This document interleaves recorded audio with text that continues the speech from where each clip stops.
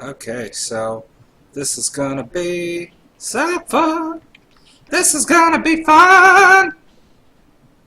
Sorry, I'm just a Yeah. little excited. Uh, I think we need to go for more crypts, but I think we could go to the forest or other things. Depends on what you guys want.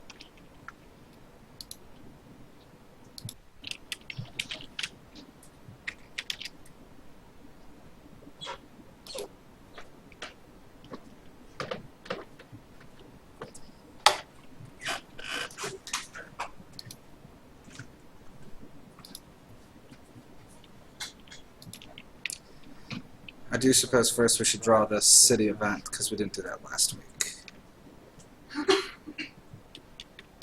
Week? Yeah, yesterday.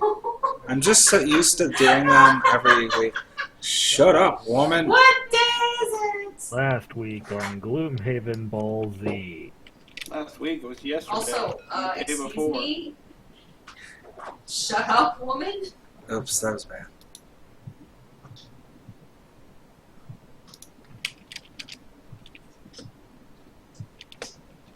Who wants to read it?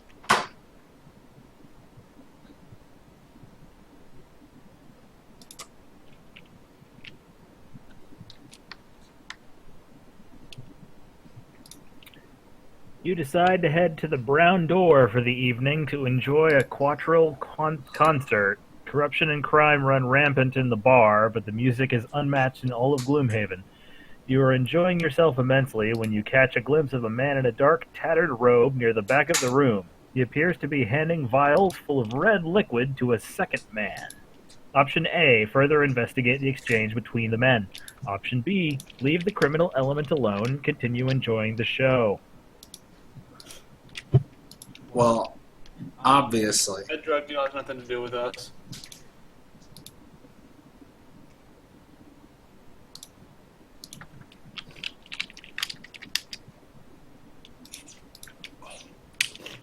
Peter, how do you feel about it?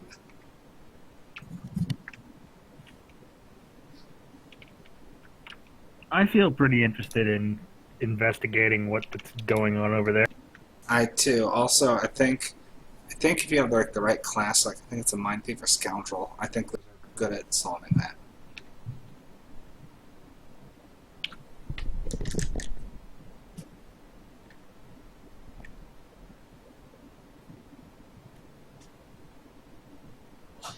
It's not open. I have it on push to talk, but they can see me talking. So just say it. Check the messages sent you, for fuck's sake.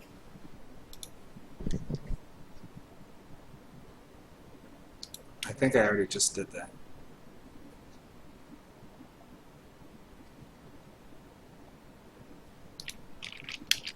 Okay. All right, Peter, do you have a take?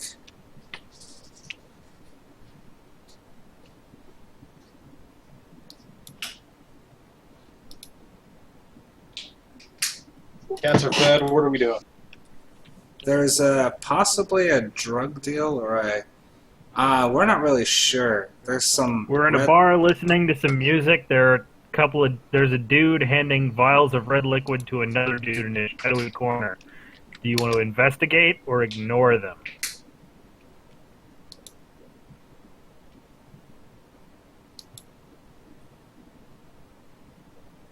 Let us investigate.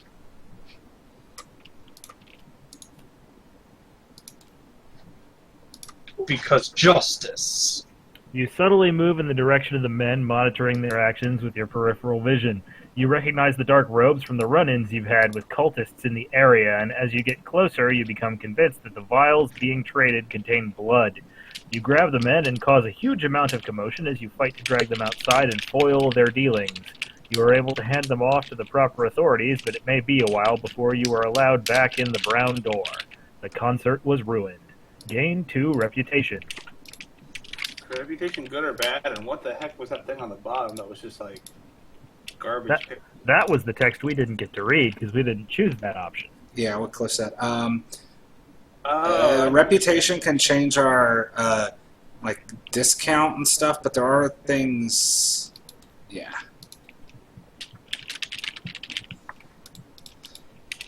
how do you say? There are events We that just if you have a became low, more Paragon. yeah. There are events that can happen where if you have a low reputation, stuff can happen, and there's good things for good. In general, good reputation is better.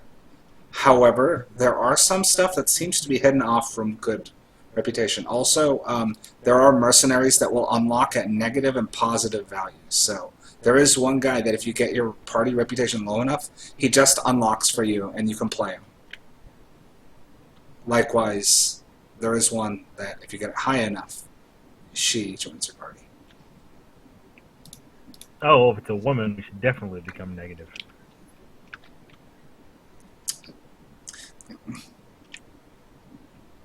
All right, so that's true. She's hot though, so it's cool. All right, so let's get rid of that scenario. I'm gonna delete. Make these sure none of scenarios. your character sheets are in the marked area. All right, is everyone safe? Keep everything out of that area. Set.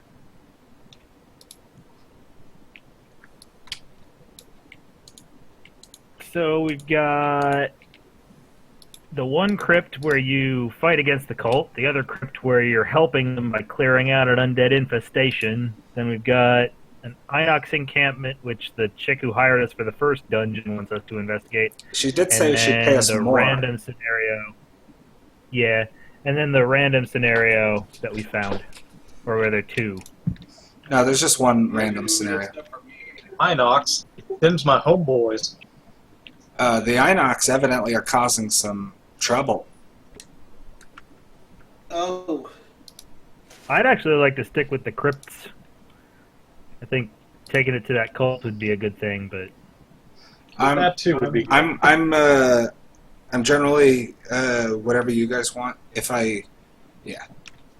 There's a lot of stuff going on, so it's because getting through the yeah. three crypts just unlocks the retirement scenario for Mark, right? Yeah, he doesn't just retire after 3 crypts. He puts a sticker Yeah. on the map.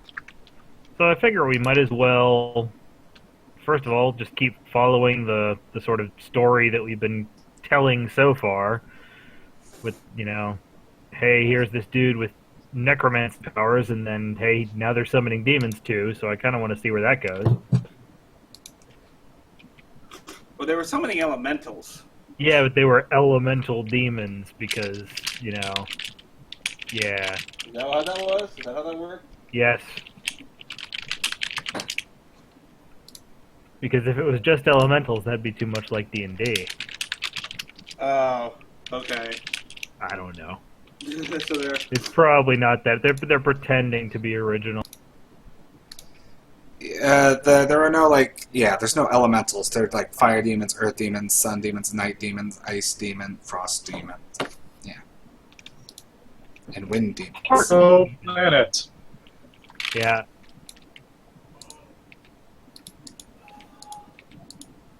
So I would vote for the Ruinous Crypt. Wait, which one is the ruinous? Is that the one where we help the cult or hurt the cult? Hurt the cult. Are you sure we don't want to help them? Therefore, in your thing, Yeah. No, I like your reasoning. I think then Okay. number 6. Decaying Crypt, number 6.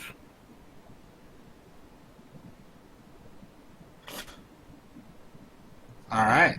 I'm gonna run to the restroom real quick. Okay. So, do we want to do scenario 6 then? That's my vote. Peter, did Ashley say he was good with that? Well, he suggested doing it in the other order, assuming we're able to do both. Because it would make more sense to help them and then hurt. He's trying to kind of go through this whole story. It makes more sense that he tries to help them, to infiltrate and gain their trust, than to really hurt them. So That's fair. I would vote the help scenario first, then the hurt scenario. Which one was the help? If we're trying to canonize this. Number 6. 5 was hurt and then 6 was help. So this one should be full of undead, and the other one sees heavy cultist involvement. I read the end of the last one again before you deleted it. Alright, so I guess it leaves it to Peter then. Peter, which one you feeling? Let's help them, then hurt them, and hurt them mightily. Alright, let's go to scenario 6.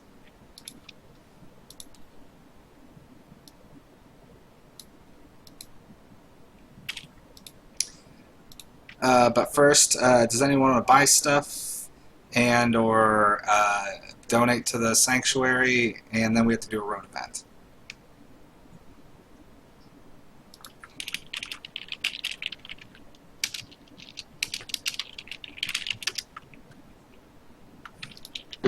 I mean, I should probably donate to the sanctuary since it is my retirement thing.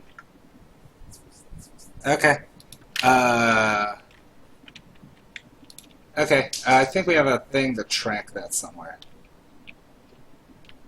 There it is.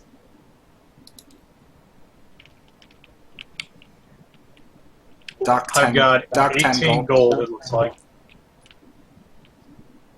What was that, Brett? Dock 10 gold then.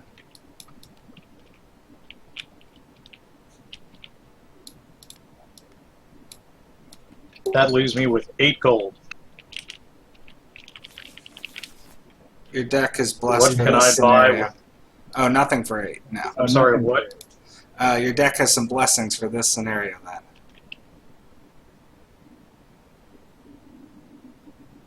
Neat. I'm gonna say What can I buy with... What can I buy with 8 gold? nothing. I'm gonna be taking a swing here and say that, let me guess, everything that has the number in the corner on the side of all the cards, that's how much the item costs. You got it. Yay. Oh, be sure to adjust your character's healths for folks. On the miniature, you can like click the health bar above them, and you can change the max. I'm gonna say my health shouldn't be too just, I thought. Oh yeah, yours didn't change.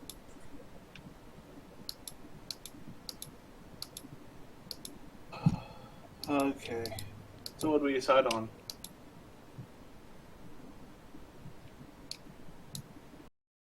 The Decaying Crypt. We're gonna help him first. Okay.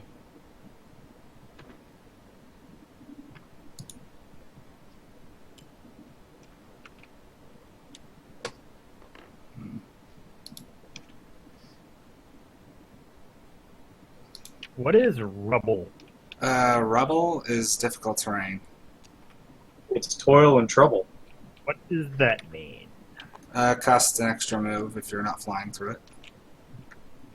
To move in or move out? In. In. Say in? In. Okay. Do you know for sure? Yeah, it's into. If you fly into it, it still costs the extra move, but only if it's... Oh, not fly. If you jump. Jumping into it, the final movement costs an extra.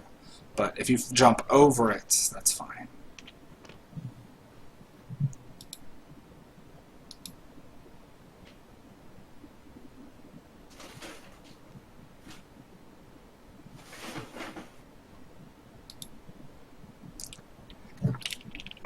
Alright, so has everyone bought everything they want?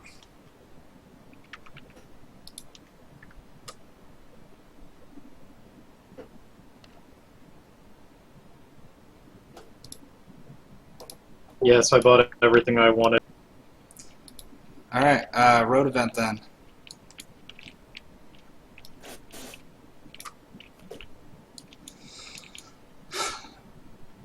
As you walk down a dirt path, you see a hard-looking mercenary sitting in a patch of grass. He nods as you pass. Hey, friends! There's something off about his tone, though.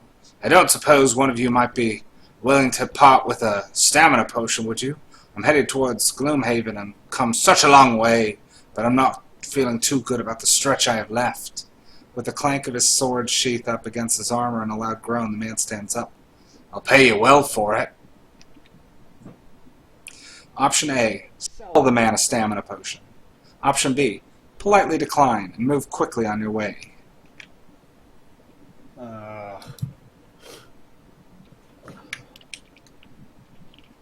I've got a stamina potion, but I don't know. What do you guys say?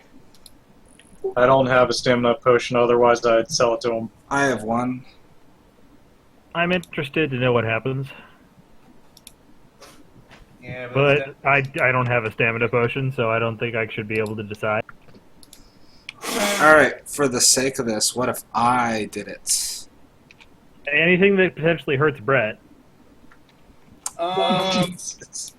First of all, how dare you? Second of all, how dare you? I'm hesitant to do it because it's very nice to be able to, before I have to do a long rest, like get back a heal ability. Like that's pretty key. And Alright. I'll do it I mean, just you so have we a- can you see have- what happens. if you want to, yeah, I guess go ahead. You got more shit anyway, so. I mean, he was stealing gold from me, so... Oh, if we do not have a scoundrel, boo. But we could have gotten way more gold from him. Gain 10 collective gold. It's going to cost me 10 gold to buy it back, so anyone mind if I just take the whole thing? Since it's collective, we can split it, but... Nah, that's fine. if we would have had a music note, a saw, or a scoundrel, we would have gotten 20 gold from it. But it does remove itself permanently from the deck.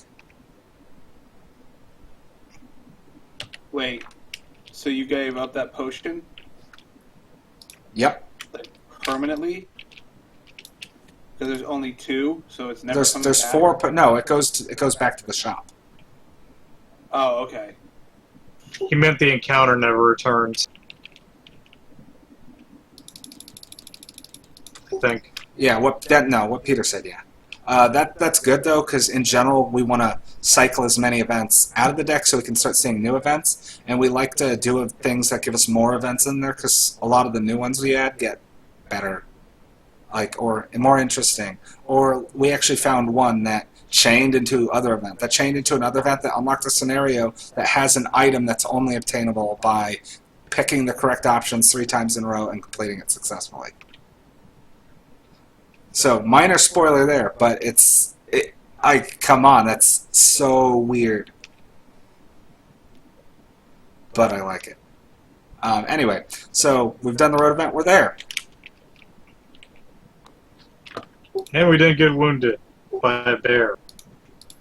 Oh yeah, we just lost a stamina potion and got the money back, so I just basically... That we didn't kill, even. Yeah, we didn't kill the guy either. I do wonder what would happen if we would have just let him on his way. Like, would he come back again, or is it just gone and nothing happens? I don't know. Maybe he talks shit about us and our reputation goes down. There's stuff like that. I don't actually know the other. But anyway, Decaying Crypt.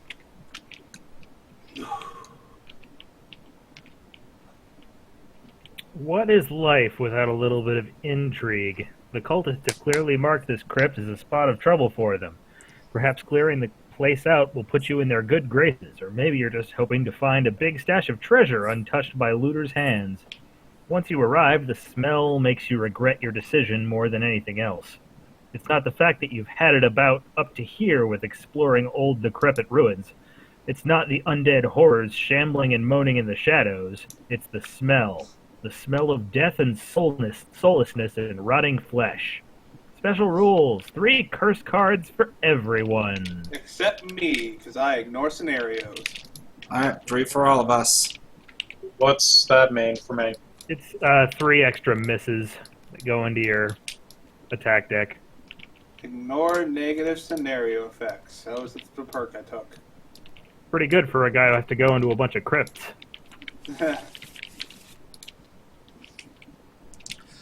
So you can grab curses up here Hey, where's our mind? and shuffle 3 into there.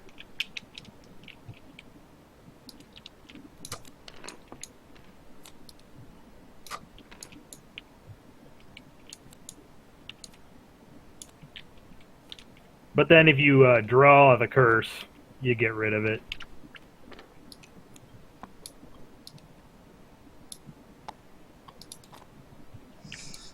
Alright, so there's our starting spots.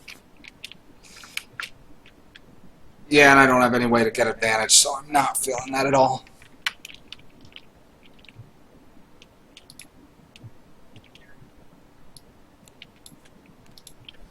Oh, sorry.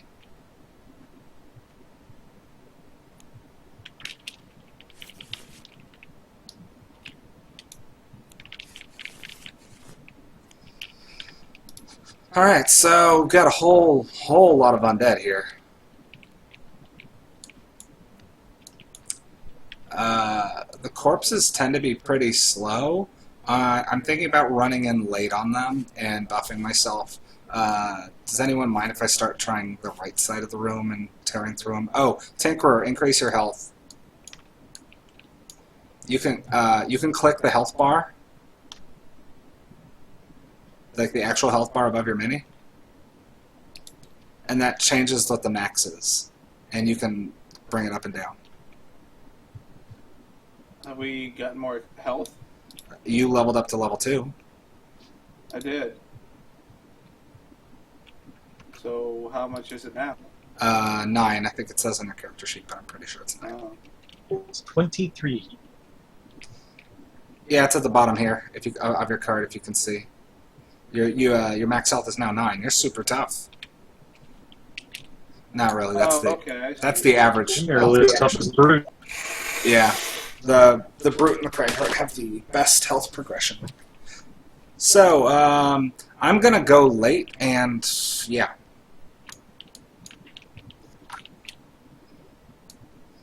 You guys think it makes sense? I may try to wall off the bottom. I think so. Oh, I think that's a good idea. Hold on, I'm thinking of something. You can't make it to where areas cannot be passed. Like, you can't completely wall off, but I know I can't actually wall it off, so that's fine. I'm just saying there is a rule saying you can't actually make complete walls. But you can make 2 walls right next to some difficult terrain, forcing them to go around or through it, which could potentially make them not even attack, yes.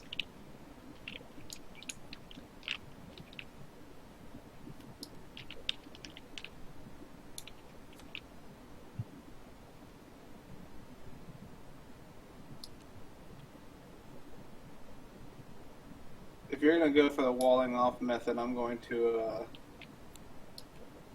depending on how I'm going to try and go late. Like, fourth quarter, early first quarter late. And place down a trap, depending on how your stuff gets laid out. Alright, I'm going late. I'm going to run to the corpses. I'm gonna set up my normal thing where I can do set up, then stun, so I should be able to start hammering them with debuffs and damage. Assuming I don't draw those curses, which, you know, definitely can happen. No. I'm thinking I'm gonna rush in and try and hit at least 2. What you guys think? The corpses or the skeletons? So, if I'm walling the bottom off, they're going to have to come to you from the bottom. Through the corpses are purple. kind of slow, so if you can outrange them, I think that would be a good idea. Yeah. So maybe if you could hold on to go really late, it might be good. Let some skeletons come to you and then whack them. Whack-a-mole. No, I think Cliff's got a good idea. My fear is if you actually charge in, then everything just piles onto you. Yeah, and there's a lot of them, so we could actually take, I don't know, I don't think it's out of the realm of saying if we charge in before them, you could probably end up taking 20 damage on the first turn. Alright, I'll aim to late into the fourth quarter then. Cool.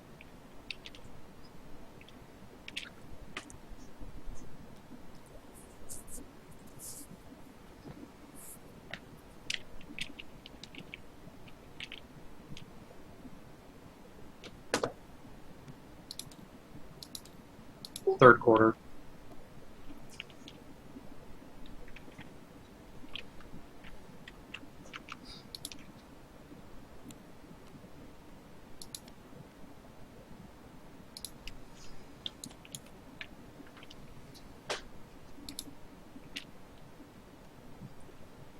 All right, we get it. No, sorry. That's fine. So many. Okay, go ahead. All right. Boom. Craig, you're gonna start us off. Okay, that's good. The bones. Oh my God, they're not of even course moving. they go last. Of course they do. Oh, that's great. No, this is fine. They're not gonna move. All I think right, that so helps yeah, us. two obstacles adjacent to me.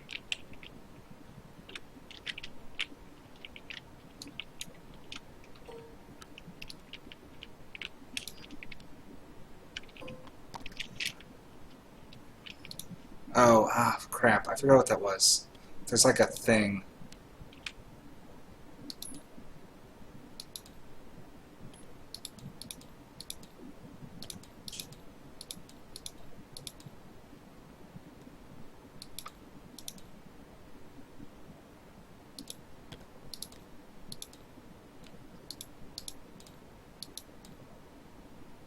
That's my turn. My other thing I can't reach, so. And empower Earth. All right. I think I may have fixed it. Anyway, all right. Brute. Holy crap! Do you see the initiatives this round? Yeah. Oh, the corpses are not attacking, but they are actually going to move fast this round. So they're going to get into melee, but they're not going to swing. That's that. They actually have this really annoying run where they take damage, but it closes the gap. Tempted to head off the corpses then. I'm going to head that way. So if you're heading that way, I'm going to be joining you. I have it up. I'm going to set up my thing. I'm going to poison an elite one earlier in the next round. I'm going to try to stun one of the elite ones and try to kill the other. We'll see if any misses or curses get drawn. It could just completely screw up that plan. But I'll at least have one of them stunned. Just be sure not to be adjacent to a skeleton at the end of it. Like that. That looks great. Oh, and you've got the cleave too. Yep. So what do you guys think? Cleave the elites or cleave just the one living? I'd say the little wee dude. Yeah, probably the wee dude, yeah. Alright, the Living Corpse 2 and then Living Corpse 3. Alright, 2 then 3. Attack 3 on both and gain an experience. 4 damage? 4 damage, nice. And...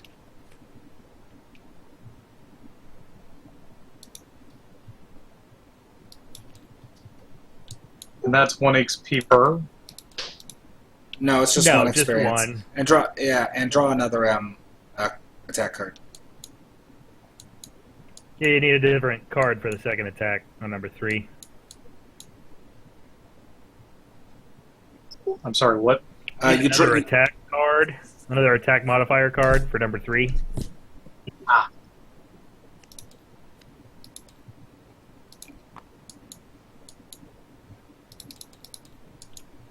boom, 7 damage. That's pretty good.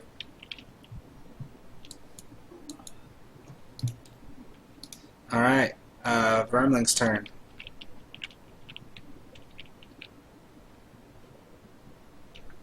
I'm gonna move 4 and then I'm gonna put my mind's weakness up. I'm gonna poison dagger with it.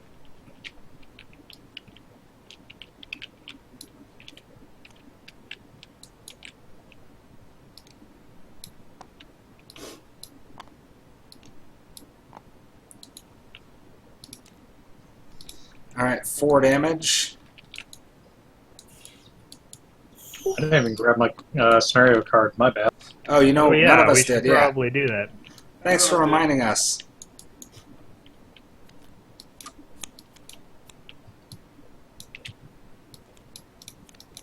have them been blown already.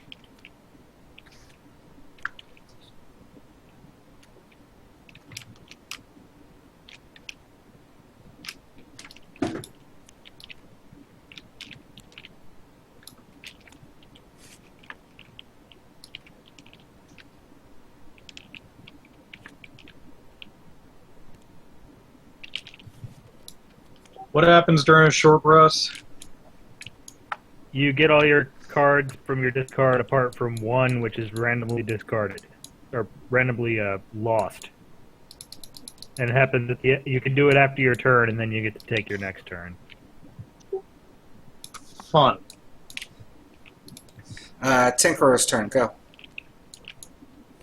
Alright, what do you guys think? And Brett, what do the checks count towards? The more checks give you. Once you get 3 checks, you get another perk. So the only ways to get perks to improve your deck or sometimes give you passive abilities. Like the ability Resastri ignored the shuffling 3 curses into his deck is one of them. I removed -1s from my deck, so I don't draw those as often. I've got 2 perks now, so instead of having 5 -1s, I only have 1 in my deck.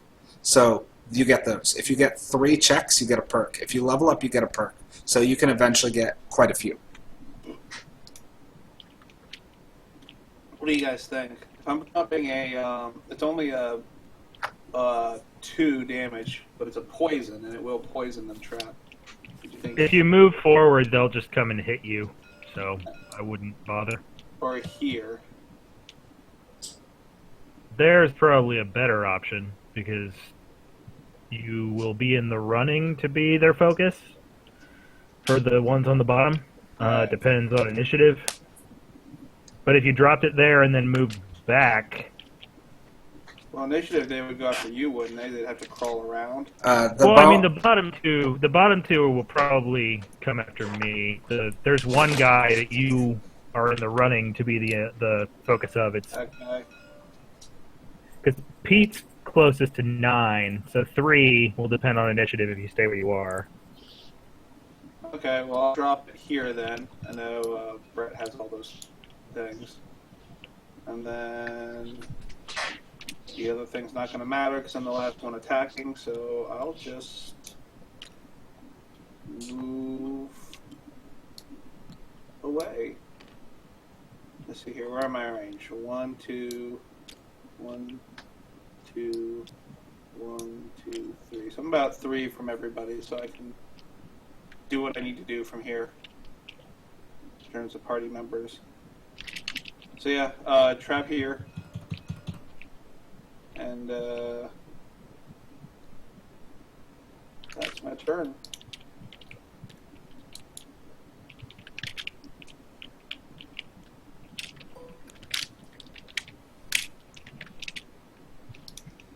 Alright, the Living Bones will attack. They can't move with this card they drew, so they end up doing multi-attack cleaves into nothingness. The corpses will try to move closer to their focus, and then they suffer a damage from moving fast. However, since Peter already ran towards them, they suffer the damage, but don't move.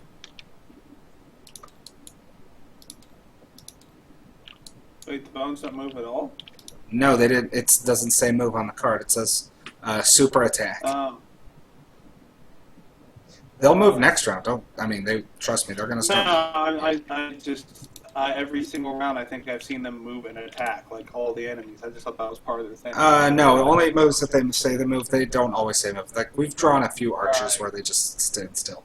So next round. Yeah, I wasn't aware that there was, because I saw move +0 and things like that. Okay, I get you. Word. I'm going very early. I'm going to stun the elite and try to murder the other guy next to me.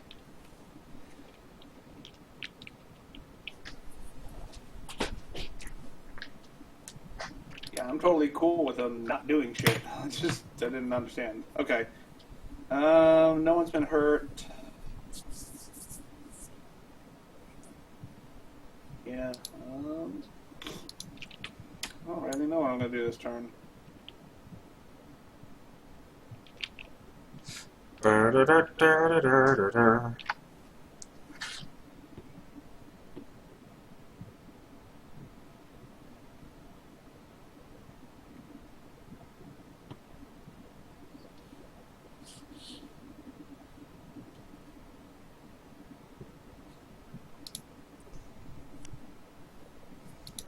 do that.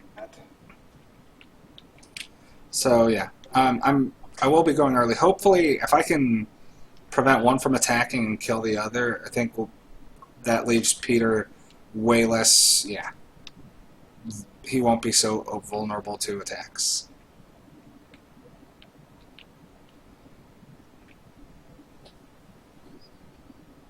I'm aiming to go early, Cool. like just after the first quarter. The cat rat has a lot of ways to go super early. So Would it help if that one Scoundrels zombie are best. that was also poisoned is also stunned? No, I'm gonna probably kill it. I think if you can stun something, if you can find a way to stun number 4, that would be a good candidate. Yeah, I agree with that.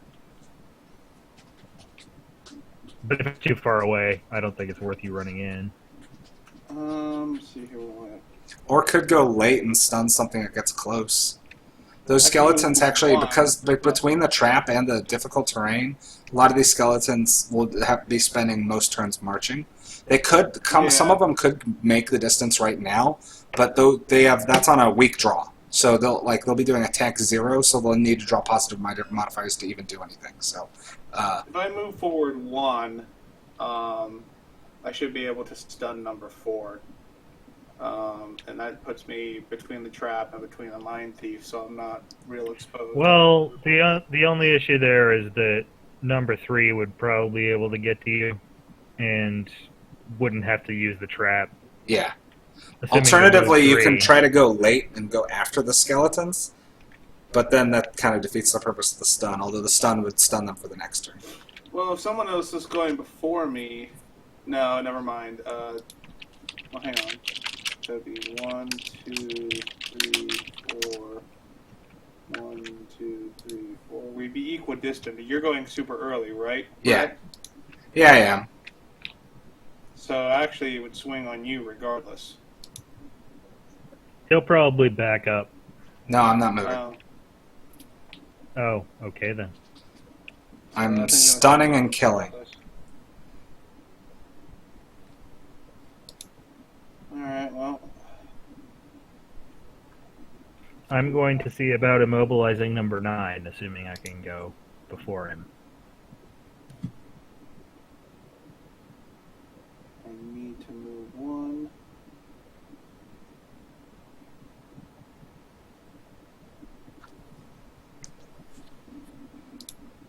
All right.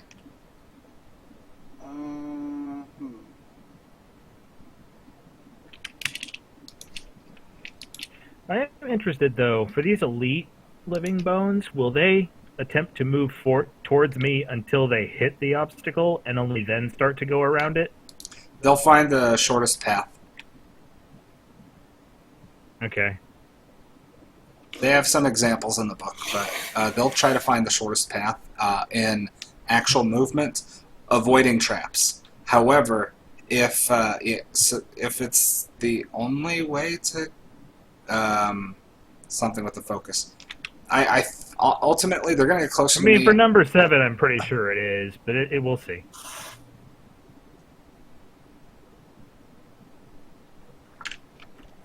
Is that shortest path figuring in difficult terrain? Yes. So they're not going to go through difficult terrain if it's faster to go around it. So they will go through it if they can get to their focus, or if it can help them get there faster. I honestly, with the trap, I think I can knock one into, or I don't know if people have poles or stuff, but I might be able to. Not this round. Flip the thing. Flip it. All right. Hey, I'm first. All right. Attack 2. We all go first again. Great. Attack 2, +1 for every negative condition on the target, 3. +1 due to poison, 4. +2 due to mind's weakness. This is an attack 6. And so that means, of course, this is the curse. Yeah.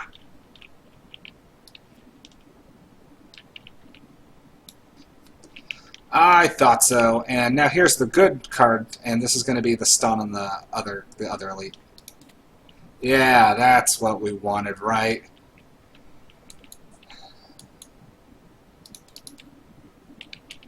At least that guy's still stunned.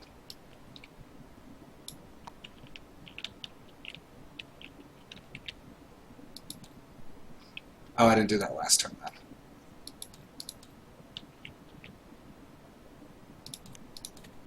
Alright, Tinkerer.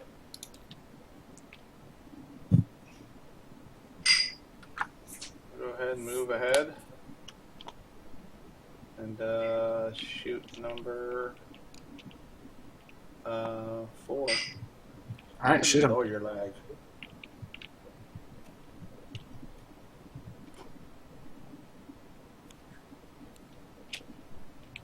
So attack 2, he has shield 1, so he takes 1 damage and he's stunned.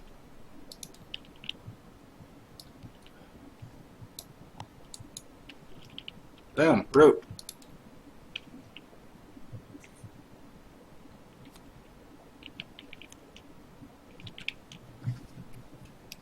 Should I take out one of the skeletons or the corpse? The skeleton's stunned, so I'd say kill all the corpses you can. Yeah, you can actually double attack. All right, Corpse. targeting the corpse number 2. Cool, do it. Which attack, by the way? Well, seeing a spare dagger won't really do much, since it's a range attack. No, it's a melee attack. The bottom part's a melee attack. Yeah, you can actually do 2 attacks. Yeah. But you can? Yeah. because you have bottom attacks. I can't do 2 attacks because I don't have any bottom attacks right now. So yeah, you could swing with the bottom attack and swing with the top attack. If you do the bottom of spare dagger and the top of warding strength.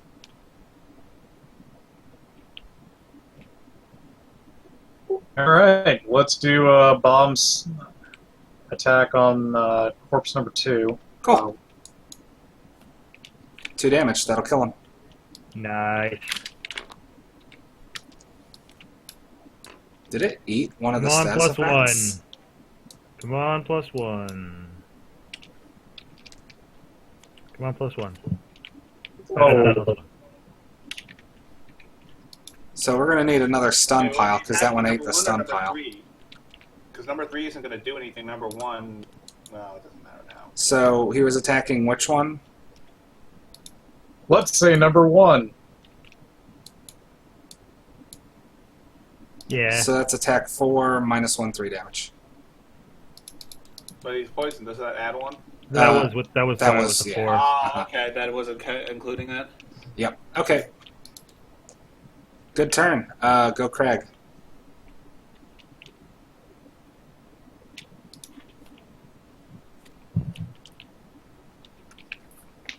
Yeah, I'll shoot number 9 with Earthen Clod, consuming earth. So number 9 is immobilized. I get an experience.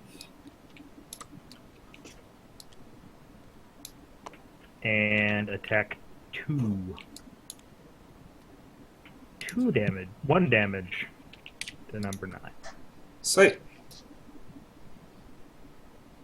And then I will use the bottom of Crater to move.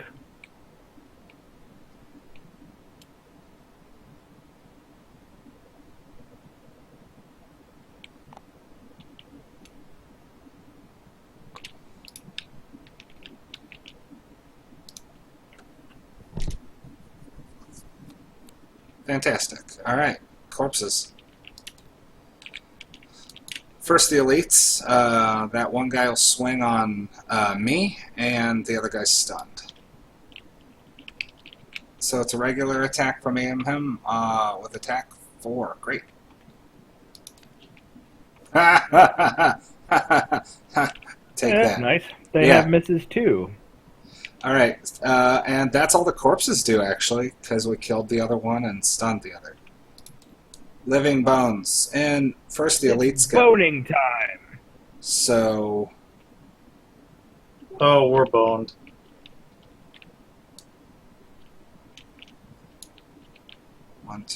one, two, three, 4. This guy's going to move, and wait, hold on. That's a hell of a 1, move. 2, 3, 4. 1, 1, 2, 3, 4. 1, 2, 3, 4. I believe he 5. can get to the trap. Yeah, he's gonna get to the trap and attack the crag.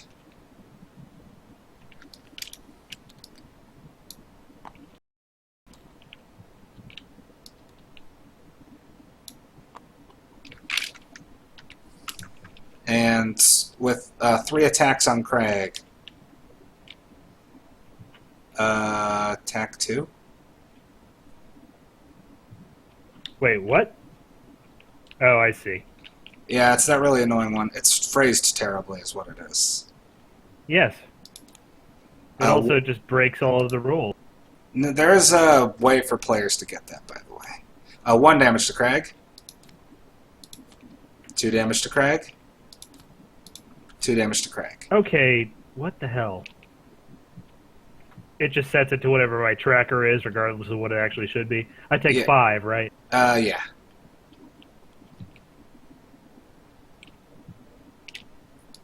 Yeah, they actually sometimes get out of sync, and sometimes if it does it while other stuff's loading, the script screws.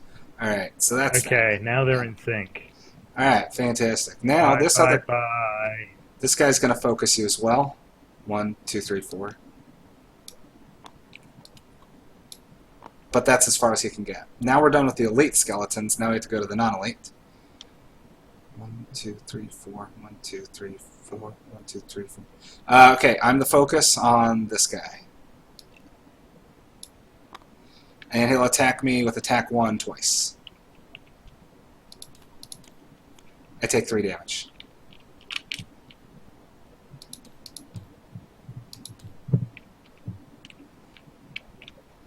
Monster 4 will go, but he's stunned, so he just does nothing. Monster 9 will go, but he's immobilized, and then no one's in range, so he does nothing.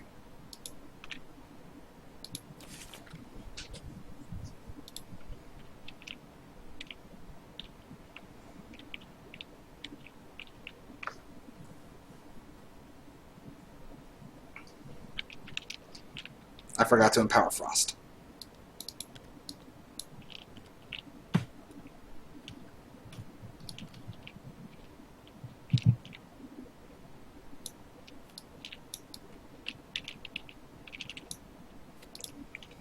I'm going to go pretty early. I'm going to heal some of myself, and I'm going to stun something and hit it hard. I think I might just go for the skeleton next to me, because I might be able to just kill it, and if I don't, he skips his turn.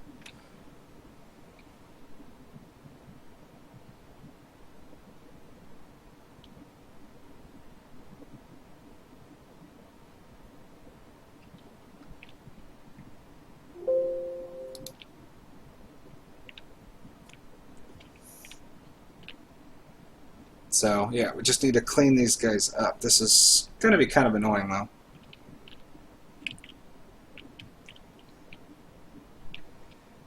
The Mind Thief doesn't have very many good methods of... Oh, what did you guys take for level 2 cards, by the way, out of curiosity? Sentient growth. Cool.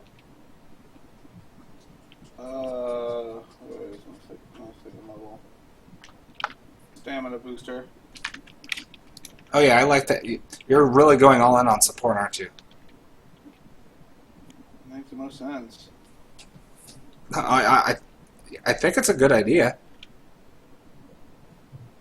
You guys seem to do enough damage that I don't need to hop in, except for... I will. That being said, this is going to be an attack round for me. I'm going to try and blow up all the nasty stuff directly in front of me. Or at least put some pain on it. And then get the hell out.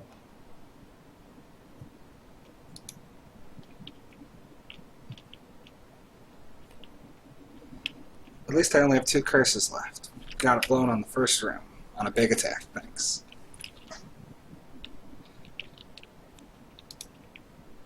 Yeah, Mind Thief seems to reliably, I mean, one of the things is all my attack 2's tops I can turn into attack 4's. So that, I mean, that damage right there is, that's good. because a lot of times like, oh, I'm not going to do this turn. I'm just going to do an attack 2 top. If that changed to attack 4, all of a sudden, like, yeah, I like them. Yeah, Mind Thieves are great. Do not like the durability. I'm not used to that as much.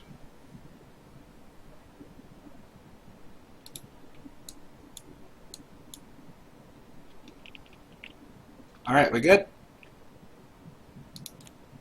Yep. And the Brute goes first.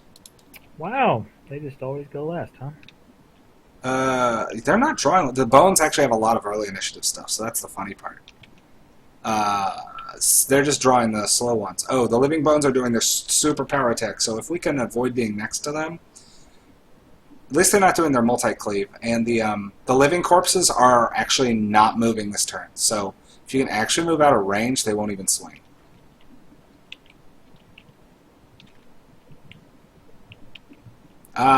Ink Bomb. Yeah, that is your power attack.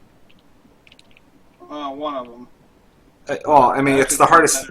It's one of the hardest hitting level 1s of everyone. The problem is it requires a very specific formation. So go ahead, Peter.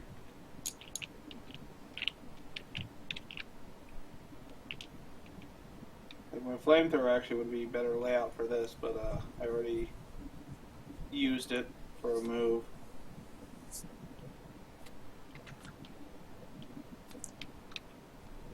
So Peter. Oh shit, I'm first. Yeah.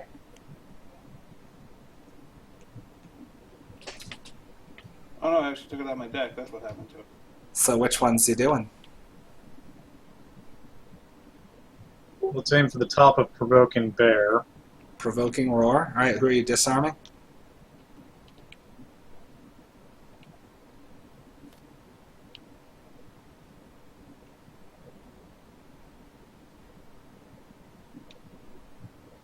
Let's actually... Oh god, they both have 2 attacks.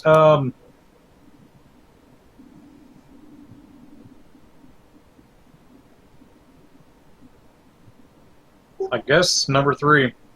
All right, Provoking Roar number 3. Curse, you still disarm him though.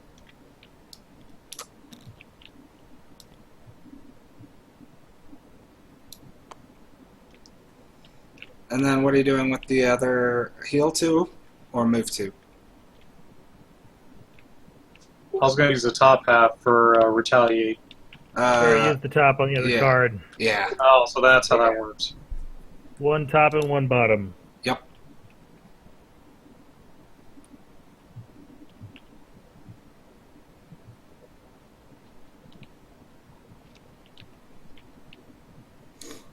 I guess heal Brett, as I can't get to Savas.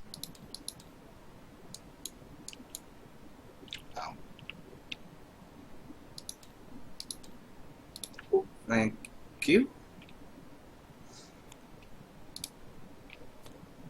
I do wonder how to get that stun pile back. I think we have to just game setup or something. One of the zombies ate the stun pile when he got tossed aside. So, me. Given that guy's disarmed and the other guy's poisoned and kind of... should I try to finish off? I'm going to go to this coin. Heal 2.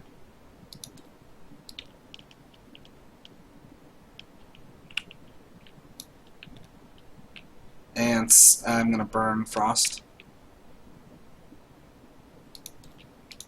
And I'm going to try to stun or kill that guy. 5 damage minus 1, 4 damage. It says he's not stunned, he's just dead.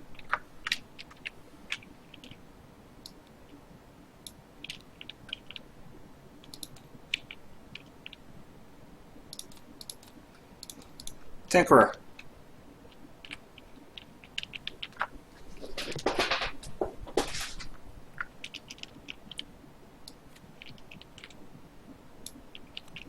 Sastry. Hello, hello? Oh, I was muted. Oh, yeah, Sorry. yeah. I was I saw your hand moving, and I'm like, this is awfully quiet. Yeah, blowing up these three. I am tapping my eagle. Are you gonna move my first? dog. Because it's a ranged attack, so you'll have a disadvantage. Okay, here's the thing. I really don't want you to move. Oh, hold on. Well, No, Eagle never Eye. mind. You need to move. 'Cause it's Eagle gonna Eye will focus you. cancel it out if he he'll just do No, straight shots. you need on him. to. Yeah, you need to move. Because if you don't, they'll focus you. Hold on. No. Wait. Yes, I am correct. Because that guy will just move through the other one and then attack you. Yeah. No, it'll attack Pete. Well, It'll one's attack Pete. disarmed, so Yeah, but 7's going to attack Pete. yeah. I'm gonna Uh, move, then blow them up, and erase all the worry about it. But then I'm a square away, and there's. Okay. Ink bomb with advantage. All right, who are you attacking first? Let's go for the weekend guy. All right, So let's do, what is it? Number one. 137. 137. All right, draw 2 cards for each. So that's 4, 5. That kills him.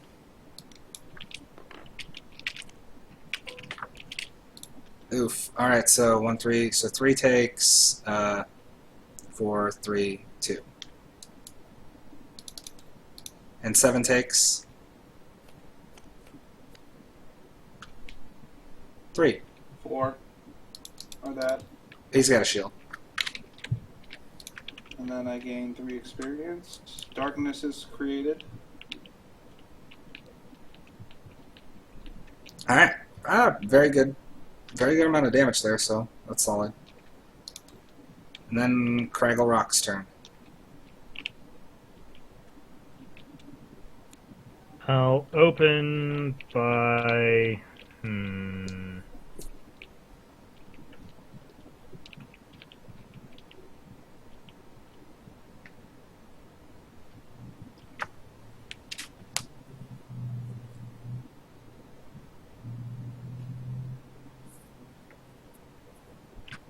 Yeah, I'll empower my ranged attack with the bottom of Heaving Swing, and then Massive Boulder on 7 of the Cool. skeleton variety.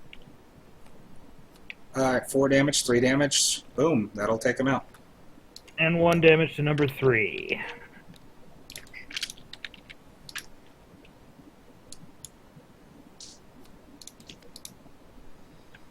Very effective turn. All right, the Living Bones go. So there's none elite, so we'll start with the lowest. That guy's picked to focus Peter, but Peter disarmed him, so he doesn't do anything. Number 9 will focus Peter, move in, and cleave both of us. Attack 2 on Peter. 1 damage to Peter. 2 damage to me.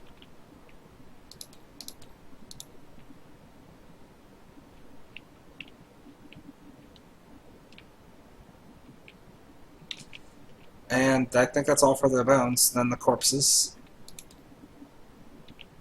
Both on Peter with attack 4? 5. Attack 5 on Peter. Peter takes 5 unless you want to lose a card, although you might wait to see how the next attack is, or you might lose. Either or. Or we can just heal it through it. Taking it. You're And then attack 4.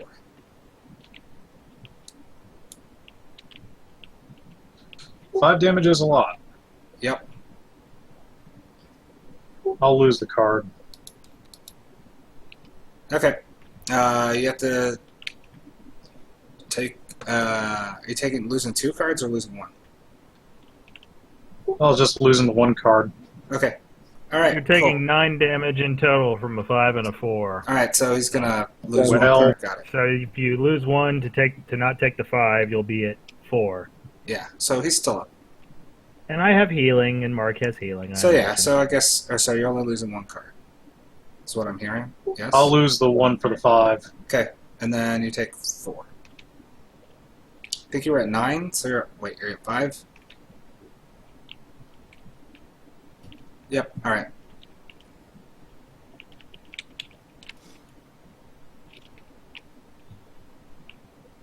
Oh, I didn't mark my experience. Show me how the proper way to do that is.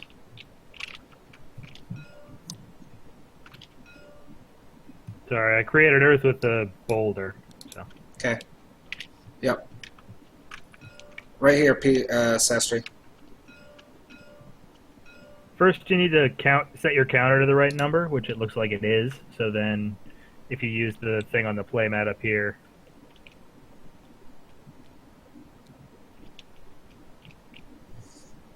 Okay.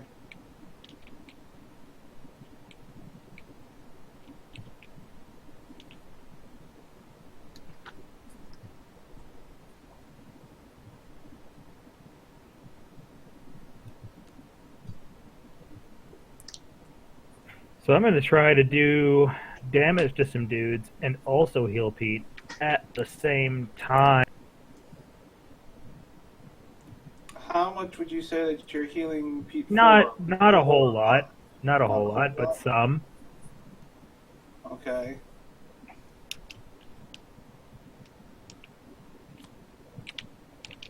So I shouldn't pop off a big one, is what I'm hearing.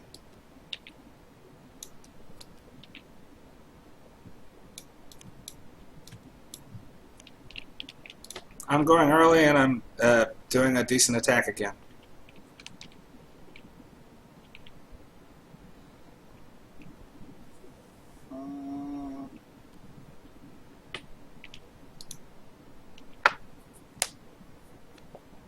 Next turn, I'm going to have to do a long rest. I'll try to mitigate some damage this turn. Actually, I'm just going to have a big ol' heal round, I think I'm going to do. And spread the love as evenly as I can.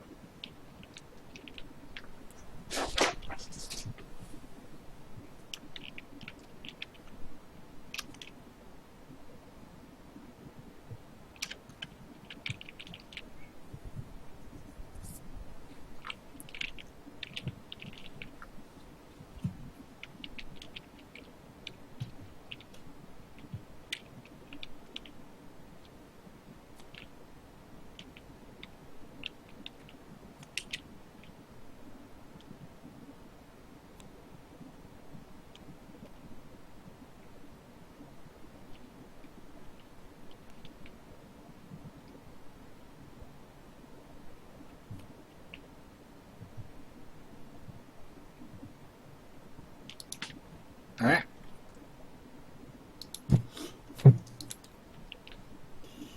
I'm a thief.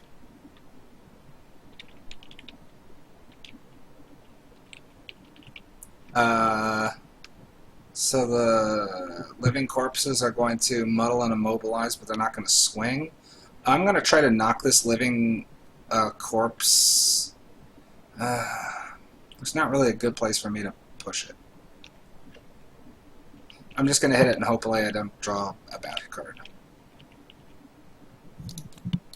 It's dead.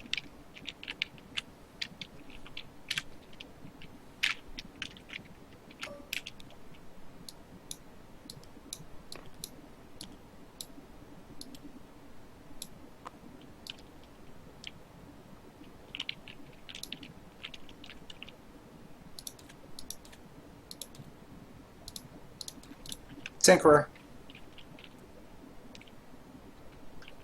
Alright.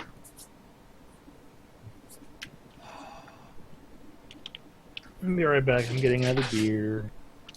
Should I get a beer?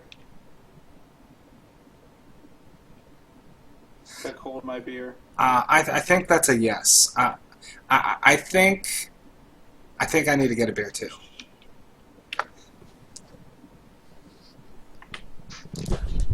Cliff. Oh,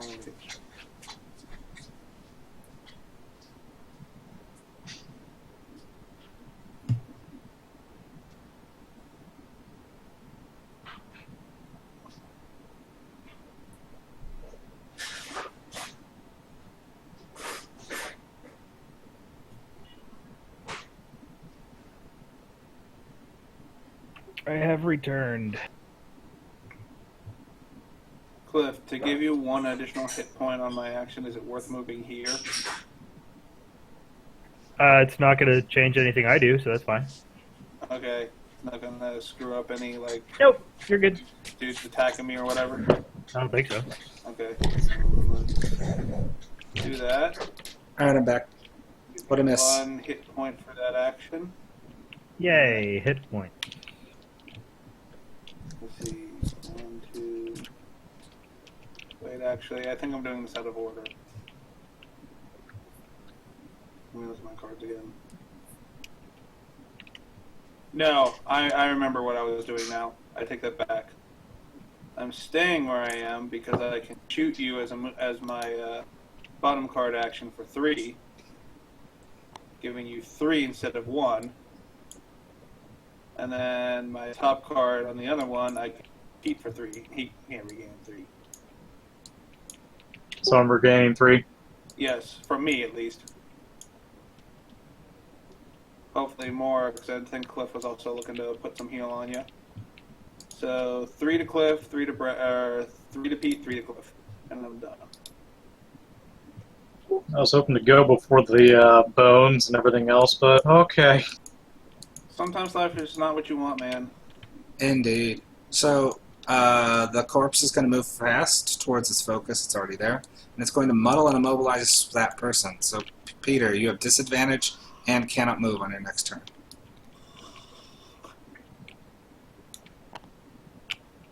Oh, good thing I was just taking a long rest next turn. Nope, that's this turn.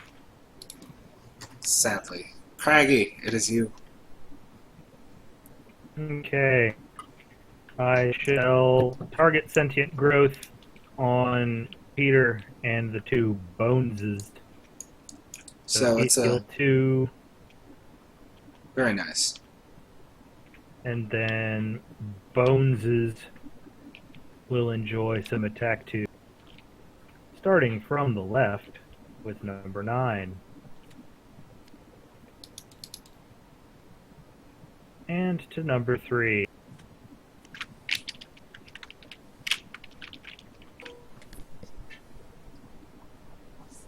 And then I shall move thusly, doing 1 damage to number 9 and empowering Earth. And getting a coin. And also put down new coins for the guy who... Oh, you did, alright.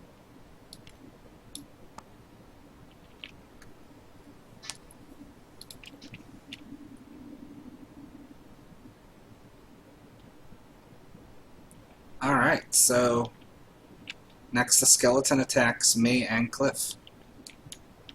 Me? Curse you. Cliff? Oh, Cliff takes nothing.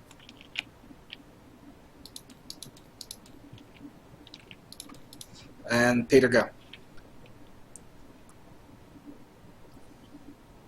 Damn it, people, stop getting hurt.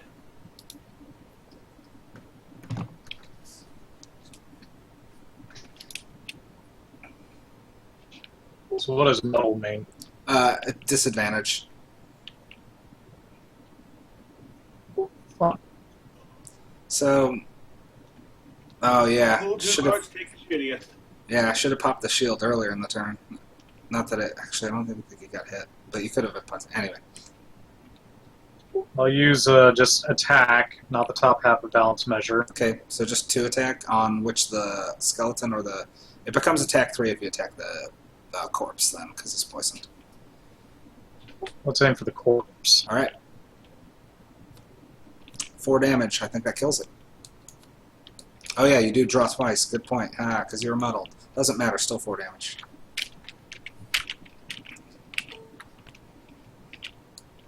And something tells me the bottom half doesn't matter because you can't move.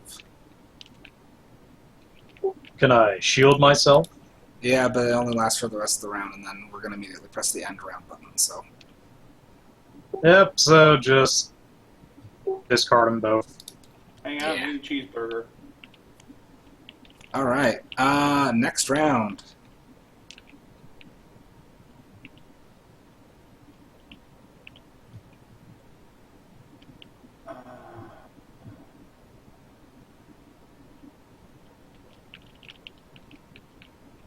crap, I screwed up.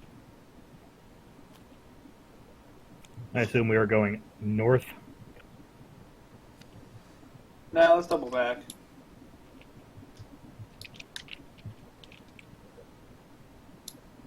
I'm gonna put some heal on Brett because he looks like he could use a little bit of that good healing. I think that's a great idea. Oh wait, you? Oh, never mind then.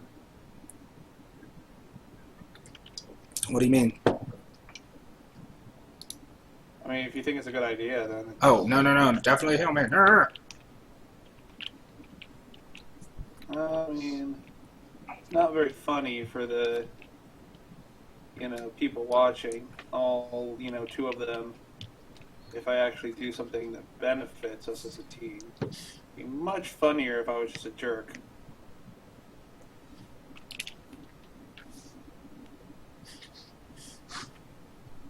You wouldn't dare be a jerk. I could dare.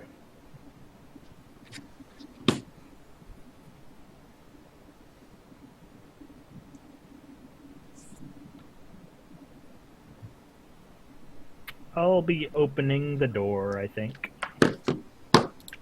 Don't mind me. And Peter's I long actually resting? have to try and move near the door, not into it, but near it, in order to effectively heal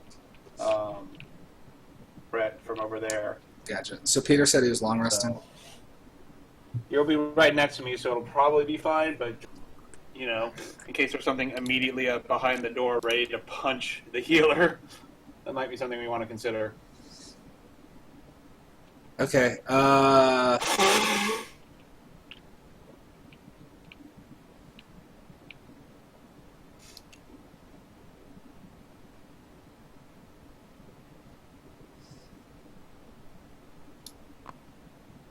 loot one.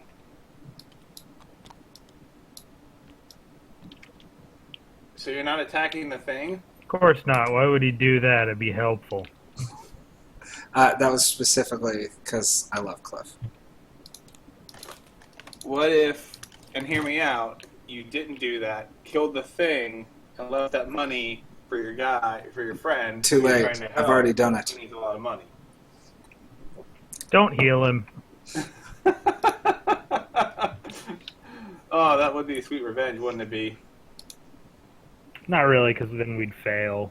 But That would be pretty funny now. I'll continue with my previous actions. So, move next to the door, take a coin so that Captain Greedy can't have it, and then for reasons that escape even me, shoot him for a heal for 4. You're just so nice. You greedy bastard. Are there any scenarios or cards on the road that screw up someone who's just like, oh, I see you always go for the money instead of helping your friend? No, there's nothing like that. You All right. permanently lose 5 cards. Attack one on Brute and Krok-Krok with the bones. all of this is damage Brett could have prevented simply by attacking with his action. Punching it for 1, yeah. Peter, take They're 2. just making my job harder, Brett. How do you feel about that? Cliff, go. Hey, if I would have punched him, I would have just So drawn wait, that what? curse on top of the deck. Peter takes 2, you take nothing. So all of this damage I will have to fix later is because you didn't punch. You said I take 2 damage. Yep. I heal it. Yay.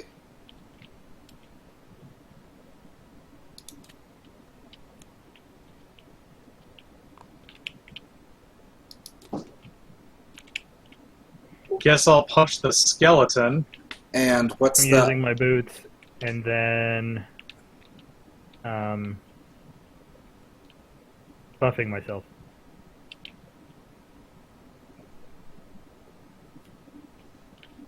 Alright, cool. Living Spirits turns now. I hate these guys. You guys get to now meet them. They have fun stats, though, if you can see. It's very numerical.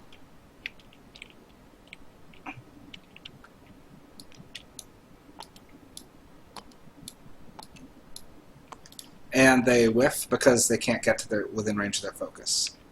Is there a reason they don't have their little covery thingy on them? I see the covery thingy. Oh, okay. Well, you're wrong, because it's not there.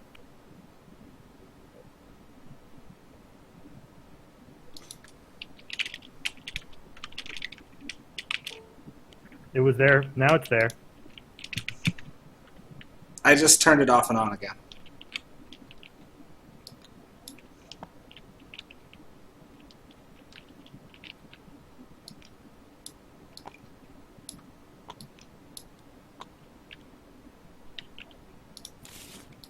And that's it. Your long rest trigger. Did you, Peter? Did you? Yep, looks like you did. Okay. Next round. A couple long rests, and then Peter, you're good to go, and then whatever you're doing, Sastry.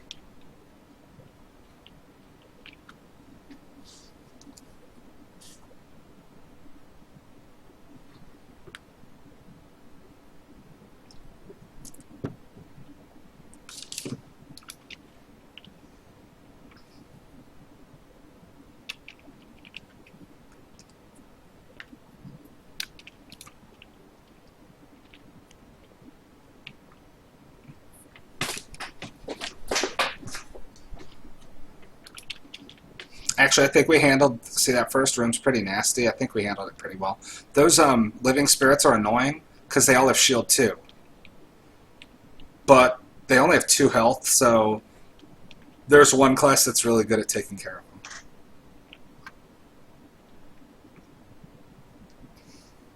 Brett is apparently a robot, so that's Oh. cool. Yeah, I'm a robot. Sorry. Actually, the Brute has a 1 Pierce card that it's basically delete target living spirit because I'm pretty sure you just do a raw attack on them and against their 2 health with it. And I think it's like attack 3, so unless you don't draw a miss or a -2. And the Crag Heart can just do 2 of its suffer stuff and usually take it. But the annoying part is, despite that, there actually ends up being pretty annoying. I think they have range 2? Yeah. Range 3 on the other living spirit. Actually, he would have moved 1 more.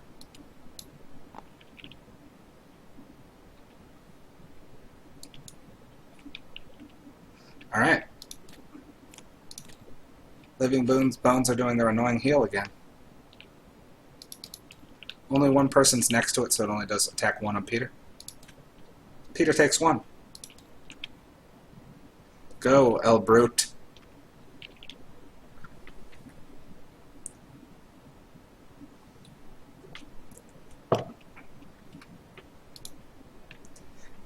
I'm just going to move 2. I really need to do a montage of you getting an agitated at loot and just put it all in one little thing. Brett, I want you to realize, because you didn't kill that skeleton by lightly tapping it on the shoulder and asking it to die politely with the gentlest of breezes, it's now full health and a threat.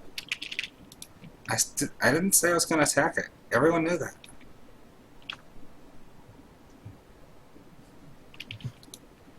Alright, what are you doing? What else are you doing, Peter? Tossing a dagger at it. Oh, got it. Yep. You get an experience and attack 3 on it. Attack 6 on I it. suggest we all pile into the other room so that Brett is alone with the skeleton. No. Alright, hey, that was a good, It's going well-timed to take crit. a coin. Yeah, and an experience. See, Spare Dagger is a good card. You said I took damage. You killed it. On its turn, did I take damage? Oh, yeah, 1 damage, sorry. What does poison gas do? Poison, wait, what? Probably inflicts poison in the barest minimum. Oh, hold on, let's just double check the scenario. It's a damage trap that also gives you poison. Are these living spirits somehow immune to that? It would say on the card, and only bosses are immune to stuff, I think. So, no, they're not immune to it. So, Okay. living corpses. That's good. 'Cause 2 of them will be taking damage. Are you ready? These living corpses are all going to super power attack and knock things away. But nothing's next to him, so.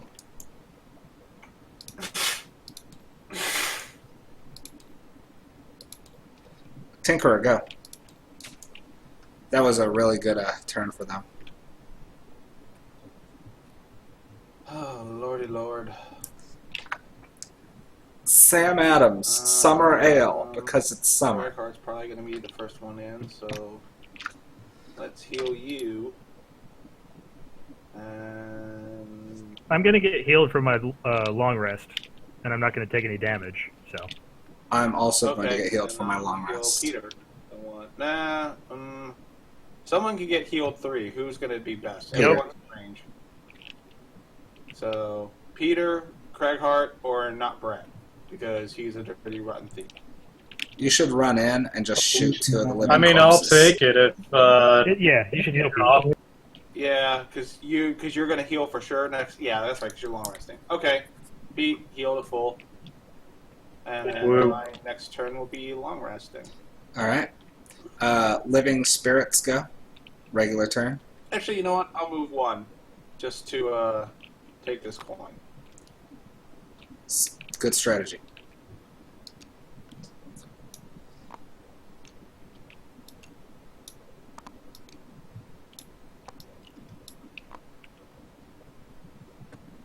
He And definitely lands on that poison gas. he can't. They'll actually, unless it's the only way, they won't do it.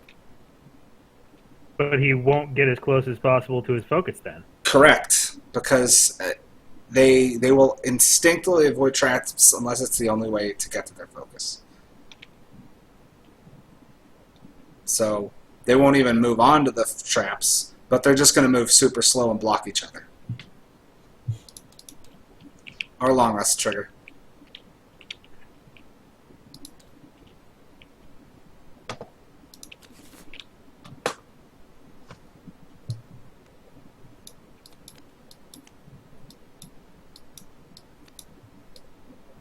I don't want anything to do with any of that. You're going to have to, Beef.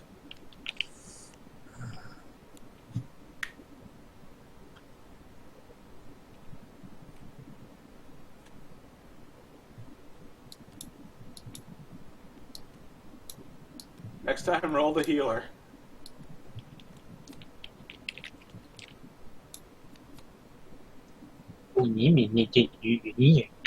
That's exactly what I sound like. Thank you for the spot-on impersonation. Man, he's so good at that. Right?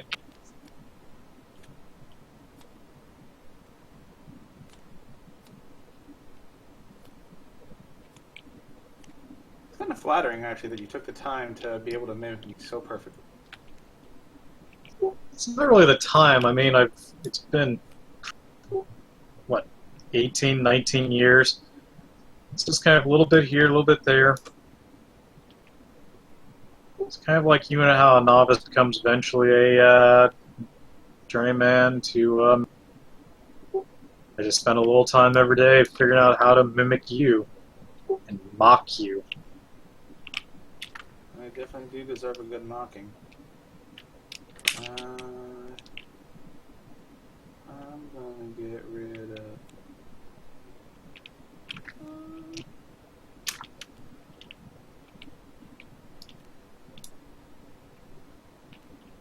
this card. Alright. You get your cards picked? No. You're long resting, so Yeah, get your cards, I folks. did my long God. rest already just to get it out of the way. Okay, that's cool.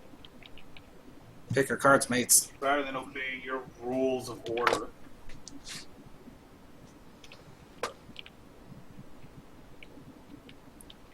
I'm going to get closer and immobilize one of them and do a little damage. I'm going to set myself up for doing stuns and other crap, you know.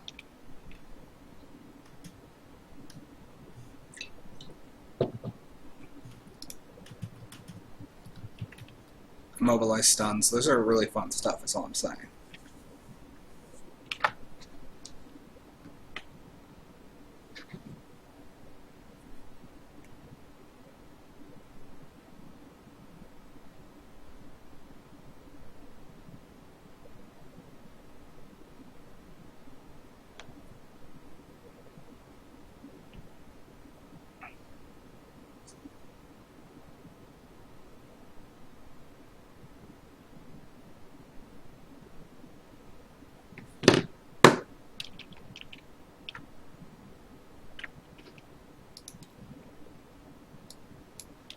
Uh,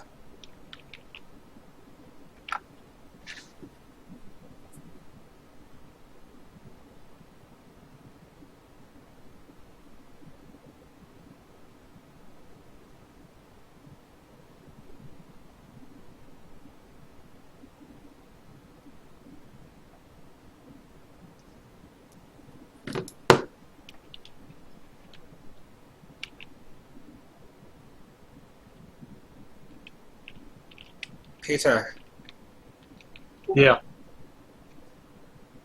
I just wanted to say I love you. Well, I appreciate it. So yeah, Still wish you'd hit that skeleton. I'll immobilize one of them, so one of them isn't going to get within range. I can do anything on the front line. So I'm thinking about the non-elite on the right, and if we can avoid that side, we can basically clog up the middle there and maybe not do stuff. And then I'm going to run in the turn after. I'm going to try to do stuns and visibles, and I'm going to try to see if I can fly around and start screwing with those living stuff. That's what I'm setting up. But first turn, move and immobilize. It's a ranged attack, so I'm only going to get to about the door. Trying to figure out if I want to move past Cliff or not.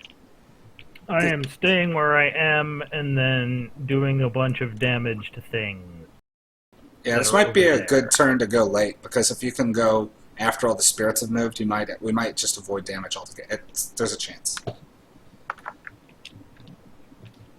So you're saying...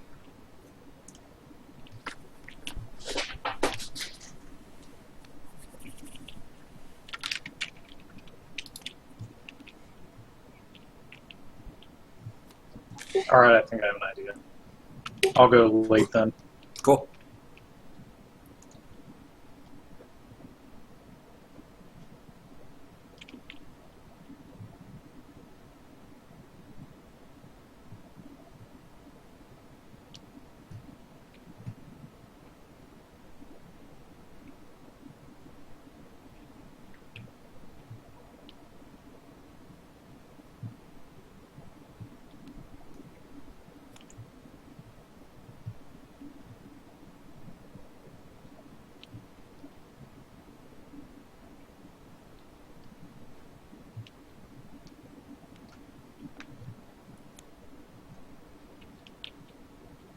Alrighty. Oh, okay, here we go. Yes, good. Although not great. I was really hoping I'd be going late in that turn.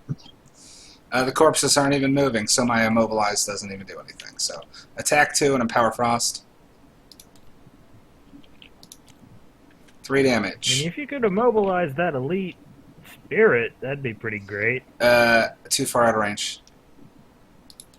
Okay. I don't have He's boots or moving anything. closer and not doing- Yeah. Alright, that's it.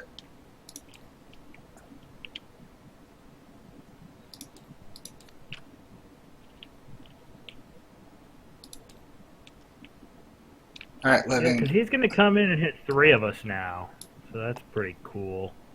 Yep, hitting all at attack 2 on all 3 of us. That's not the Tinkerer. So, Cliff. Take 3.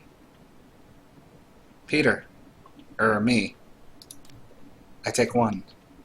Peter. Take 3. Take 3. Yep, you take 3.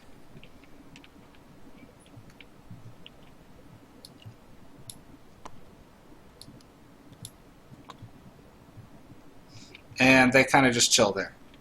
Brute, go. The living corpses, if you move adjacent to them, will power attack you. The living spirits have already attacked this turn, so if you can run into them, don't need to worry about it. If you can put 1 damage on that elite spirit, I can kill it. That's pretty good. Can you do 1 damage to it? Actually, dude, he's got a... He could possibly kill it. He's got trample up. Because that'll do... Only have a heal only... Well, attack 3 against its shield 1 at that point.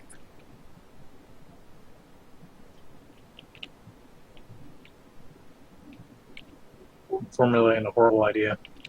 That's acceptable. I would say you definitely do not want to end up adjacent to number 5. Yeah, he's got a super power attack ready, but he's not going to move closer. And I'm also going to do damage to everything that's around it. Oh, yeah, so extra damage.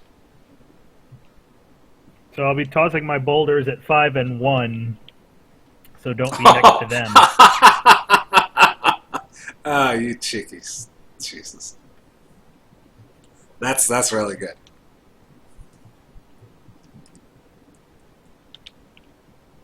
So you're going to be creating a giant cloud of damage. Yep. So... Safe spots are basically...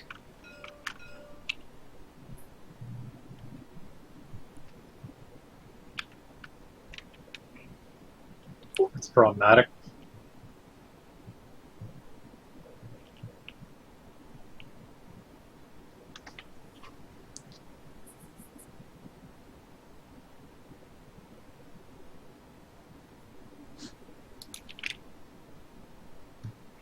I mean, if you wanted to do your big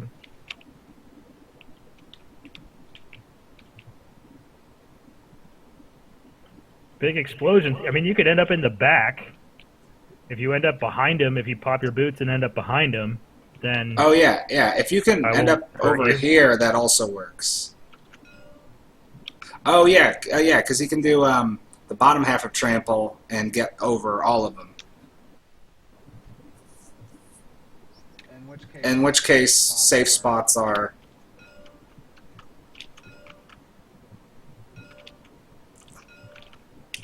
So there's plenty of safe spots over on the other side.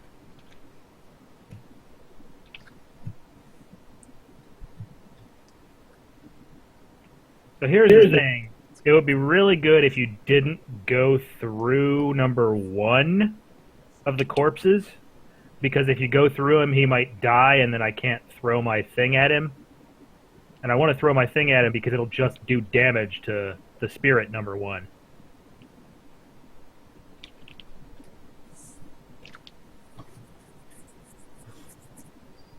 Kind of removing a lot of options here.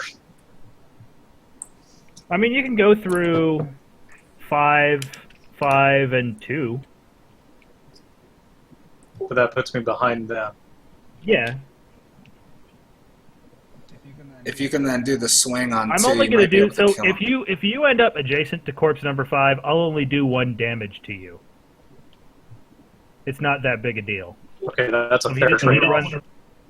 just want to run through stuff and then be in front of them, that's fine. Yep.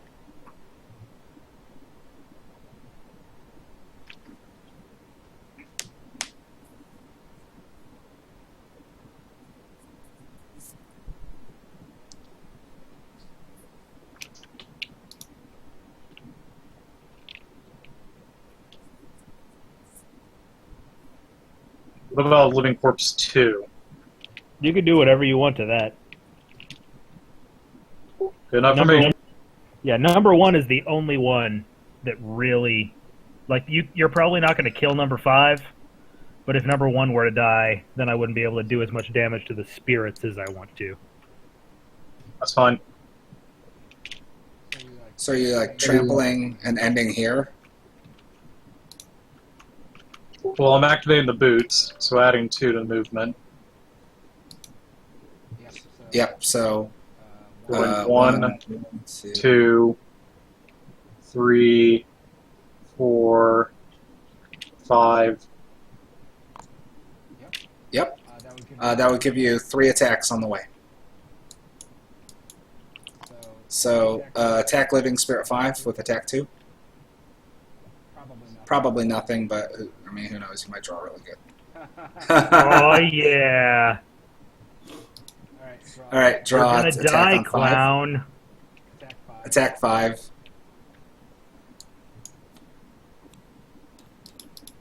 Attack 2. And then balanced measure doing an attack 6. Yep. Alright, get 2 experience, or 3 experience? Yeah. 3 experience and attack 6. Curse. Oh, goddamn. Oh, God. man. Still, that was awesome. Yeah. So, crap load of damage, yeah, that would have been good without the curse. It's stupid crypts. But yeah. 3 experience is still, that's a good turn. Living corpses, I think only 1 gets a swing. I think it's attack 4 on Peter, which he wouldn't have gotten if he would have. It's the stupid curse. Fucking curse. 3 damage to Peter, and that's all the corpses do. Go Craig. Okay, I will use the bottom half of Heaving Swing to give all of my ranged attacks +1, and then I will Massive Boulder on Living Corpse 5 and Living Corpse 1. So, Spirit number 5 is just dead. Spirit number 1 takes 1 damage.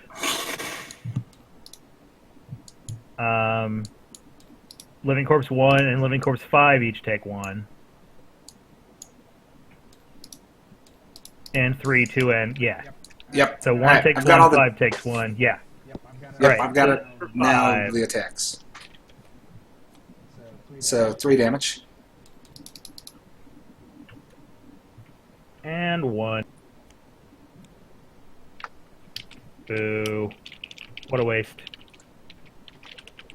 I wouldn't call that a waste. You put some hurt and. Oh no, the ×2 being on the dude that it would have killed anyway. All right. If it was a Right. ×2 on number 5, it would have, yeah. Okay, that's me. Yep. Could have been worse. Could have gotten, a curse. Absolutely.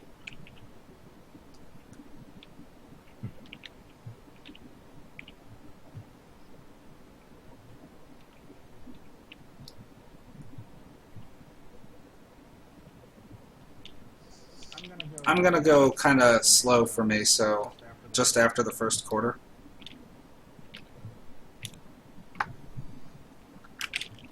I'm gonna try to stun.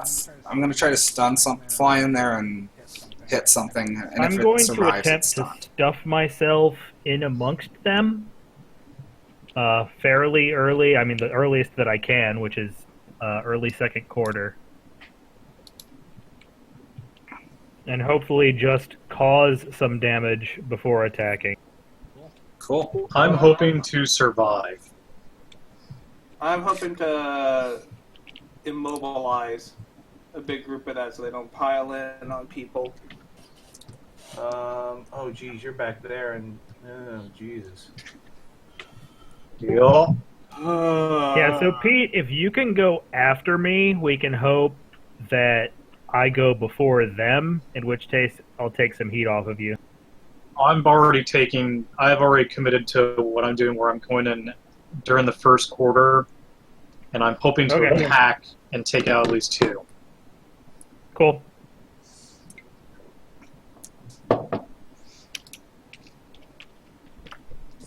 Oh, I should also say I am powered. Oh, yeah, you got it already. Cool. Yeah. Dude, I got basically no way to get to you. It's okay. Oh, wait, hang on. I have a healing potion if need be. Hang on, maybe I Yeah. can. If I mean, honestly, it'll depend on initiatives. The living corpses don't go early. I'm going to take one out of the mix. Stun or kill, it's not going to hit Peter. And Cliff's initiative might go early enough to take out some spirits.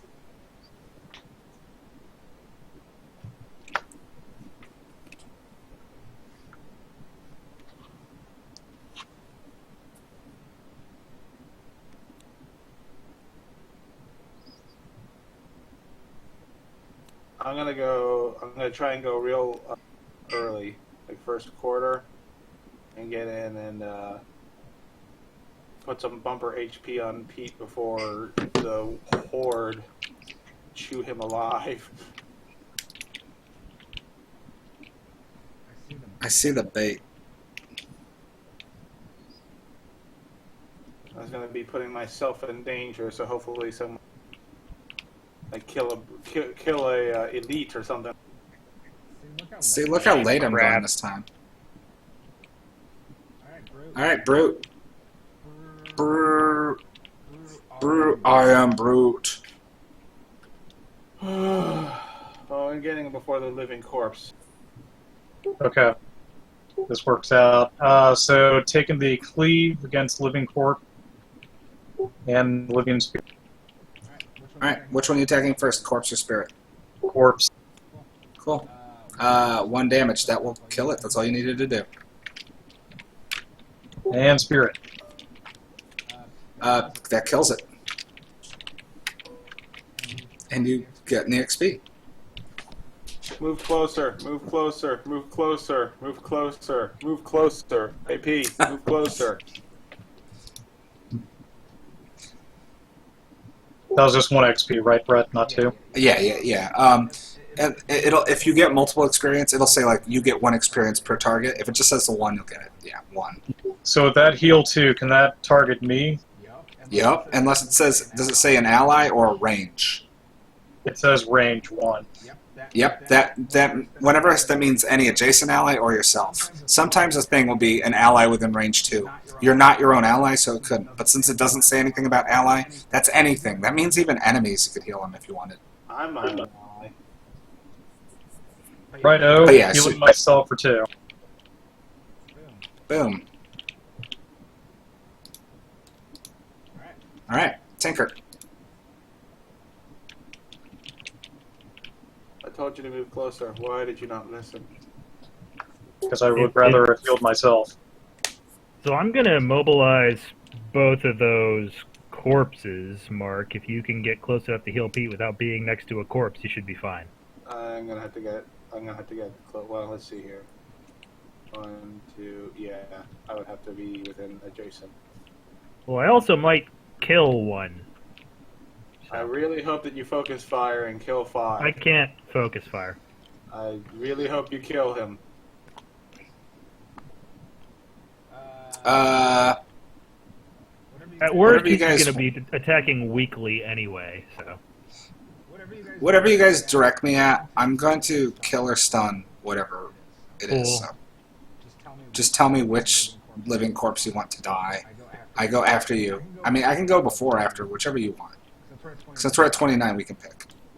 So is that your... Oh, you... Heal 4. Is Pete within range? Yes. Oh, yeah, he is, because you moved the... Yeah. Well, Boom, look, move Pete's closer. good. But he wouldn't listen. Alright, so...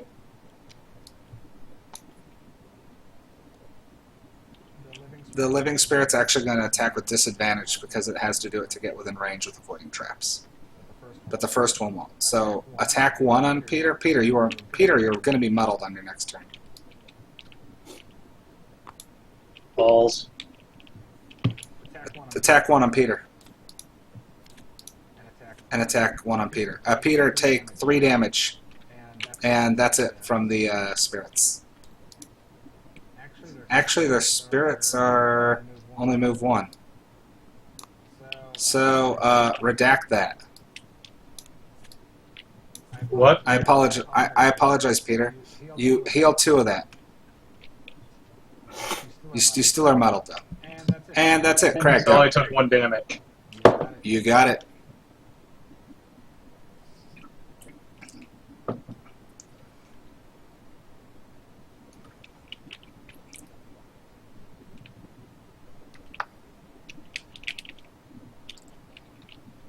Why are you moving the Tinkerer?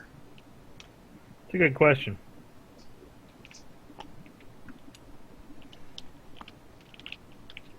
I'd like it if you moved me away from all stuff. Yeah, I'm popping my boots.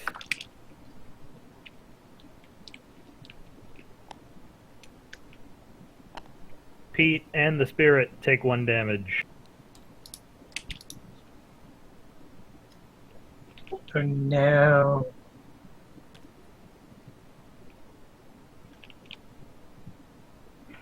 And then I will attack the living corpses and consume earth. So they are Right. immobilized.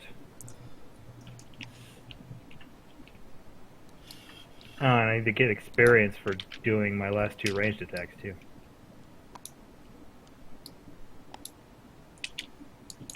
Cool. Attack 2 on both of them. Number 3. 3 damage. Number 5. 2 damage.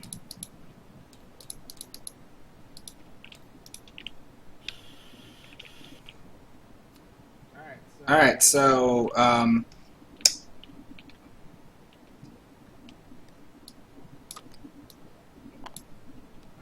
gonna kill the thing that is gonna swing on Sastry. So that's only attack 3.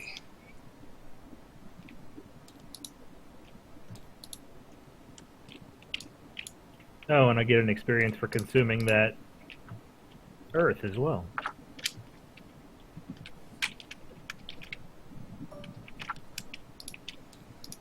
All right. The living corpse goes. It moves. Can't. And then it attacks. It can't. Thank you very much for murdering the thing. Yeah. No problem. I'm a team player. You were at that time. I'm not sure what you're trying to say here. I'm saying it very clearly. But I'm not going to spoil this moment with my negativity and facts. Thank you very much for killing that thing. Cool. I want that I'm living. so proud of him. I want that living spirit dead so I can move through there. What are the chances it's dead sometime? I'm going to do my best in the middle of the second quarter. Okay.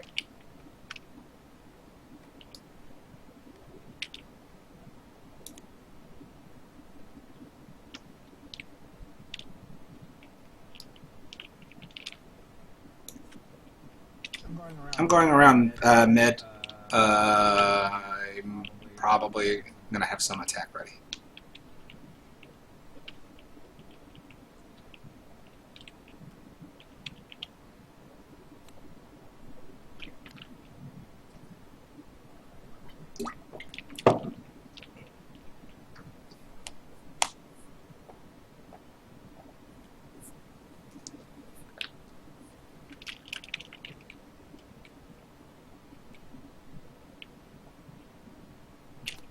Wow. Sastry's really taunting me there.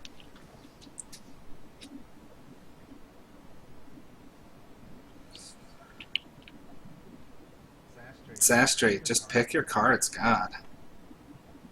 Listen, I was being social, but in a distant way.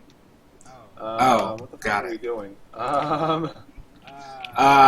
If Cliff's going Cliff's, I know what the number Cliff's going at, but I don't care. Like, I He's going- 100% honest. Like, I blanked out. What did people declare they were doing and it's happening? he's I'm going gonna to try to kill. kill the thing that I'm next to in the middle of the second quarter. That's a pretty good idea. Nobody needs a. Well, let's see here. How many of you? I'm gonna stand here and look pretty. If New England kicked the extra point in overtime when they beat the Falcons, that's the initiative that Cliff is going at. So that should tell you about when to act. No, it doesn't tell me anything. Oh my god. I mean, I'd say that's too much of concrete information. I agree. To be honest, like you're breaking the law there, Mister Card Counter, who knows every card in my hand. I don't know. I don't know all of them super well. I know some of them. I'm going to try to minorly heal my friends and clean up their leftovers and murder that guy who's kind of behind the group. Yeah. If I can't get to anything, I can just murder the corpse. And if I mean, worst case scenario, I'll waste a turn. But I can get to the spirit if Cliff kills the one spirit. I can get to the corpse if not. We'll see. Alright. My cards have been set. Brute. Standing there and looking pretty.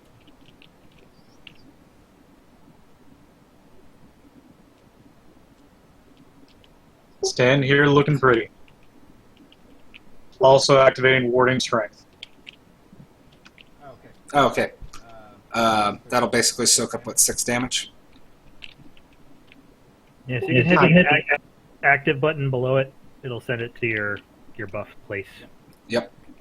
Also, depending on how many hits you take, you'll get experience when taking hits. The next 6 hits, three of them will give you experience. Isn't that great? And since I can't hit anything, that's my turn. Alright. Tinkerer.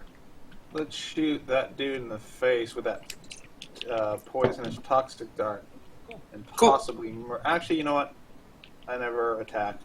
So I'll go ahead and pop my evil eyes to ensure he goes down. Or do my best to ensure he goes down. You got it. Ooh, okay. And then I'm going to move here, taking this coin, and everybody around me gains 1 hit point, which is everybody.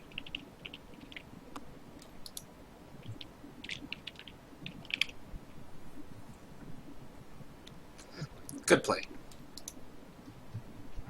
Alright. Shavash Kraghot. Okay, I'm gonna toss my attack 3 at this here spirit. Cool. This is actually the most... Ah. Cursed. I am cursed. This is cursed. That is cursed. Go away, cursed. There's only 5 more curses left in our decks. Or 4 more. Or 5 more, yeah. Where'd they lie?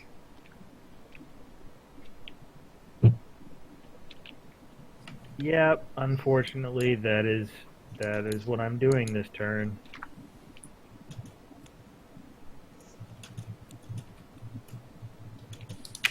Because I don't want to be I don't like poisoned in their... gas. I don't like their,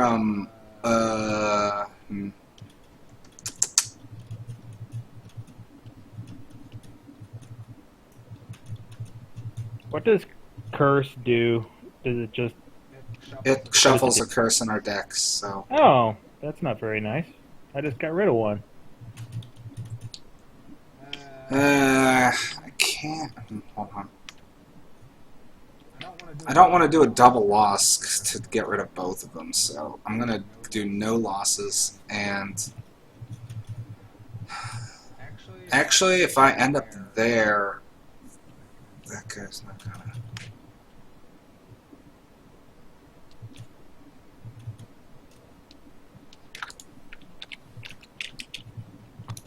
I'm poisoned. Do I want to do that? Nope.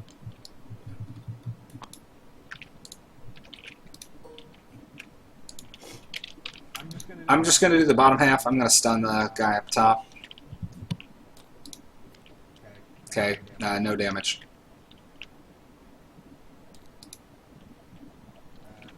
My stun counters went away. I think I don't want to hit this button when there's stuff going on, so he's stunned.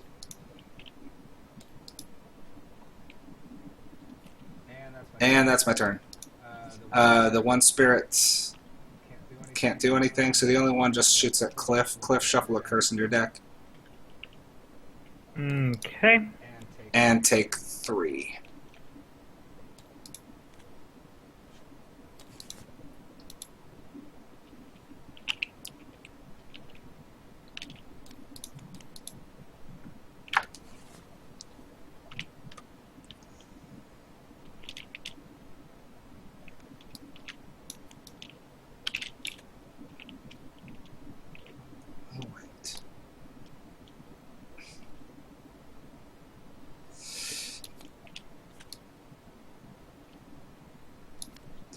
I'm dumb, guys.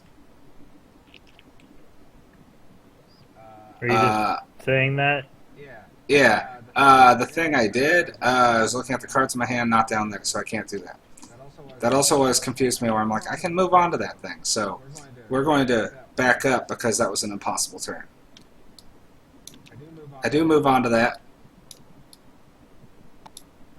and I take the damage and then heal the poison away. Then I draw the +0 for 4 damage, -2, kills the living spirit. In the end, it ends up being the same, except I also get attacked by the living spirit.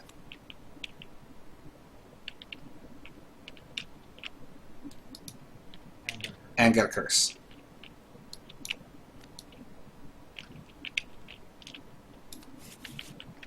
There, now there was no cheating.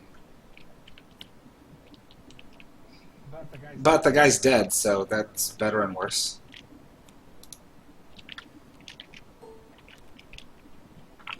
Alright, now we're caught up.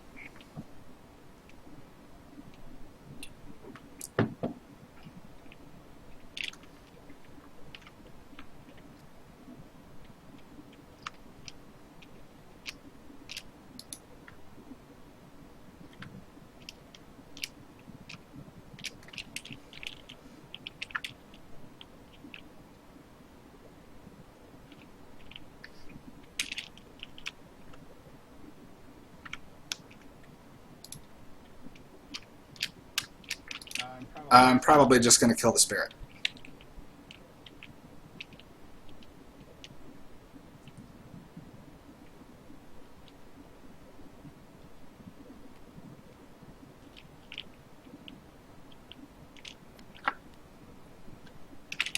And poison it. And push it. Real good. So my plan is to heal the people that end up being around me. So if people were sort of in the same kind of area with a spot for me to jump in between them, that would be good. It's not that much healing, but hey, you know, it's something. I was gonna pump up everybody with healing, so Well, I mean, if you can heal anybody, heal me. yeah, like the ones with the biggest. I'm gonna long rest after this, so I'm gonna be at 6 health after my long rest anyway. I'm on a long rest this turn. You know what? I'm just gonna bring Cliff to full. That's what I'm gonna do. Cool. Stay with I it. like this plan. I'm excited to be a part of it. Let's do it. And, Alright, so you we're just have good, to I stay think. within range of me, within, you know, middle-ish range. Don't go away too far. Well, you go before me, so. Mm. Do you mind if I step on the coin, or will that ruin everything?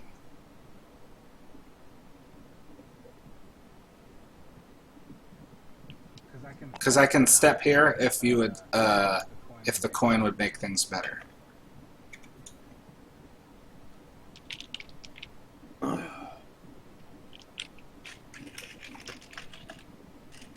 I'm gonna take the coin. In this case, I actually applaud your decision. Assuming you actually kill it. Oh my! Not. Of course not.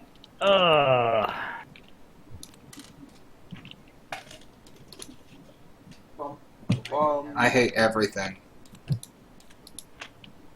He's poisoned though. Alright. Are you done, Tinker, sir? go. Tinker Town. Hey, Cliff. You're within 3. Heal 2. Yay. Hey, Cliff. 2. You're within 3. Heal 3. Well, that's my maximum hit points. I'm just going to pump all the heals into you and call it. I feel very empowered.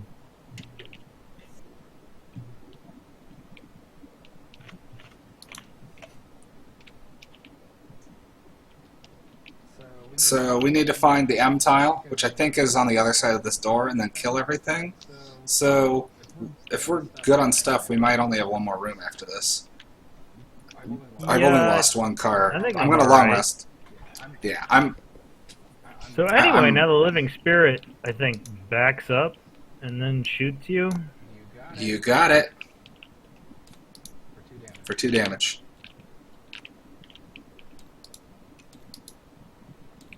Go, Craig. Alright, I'm gonna go here, heal 1 Brett. And then I will just use the top of crater as an attack 2. Yay. And hope if I can put a damage on him, he dies. Come on, +1. No, that's about right. Yeah. Alright, Brute. Long rest. Bill? Mind Thief is long resting. Yeah, I think that this is going to be up to you, Pete, because I'm going to long rest as well. Or Mark. Mark, you can do it. I believe in you. I just have to do 2 damage, right? You just have to do 1 damage, actually. But Because poison. if you have, hey, Peter, if you have Pierce, that can almost guarantee kill it. But yeah. I don't think, I can't, anyway. That needs to stay in I there. just want all my good stuff for the last room.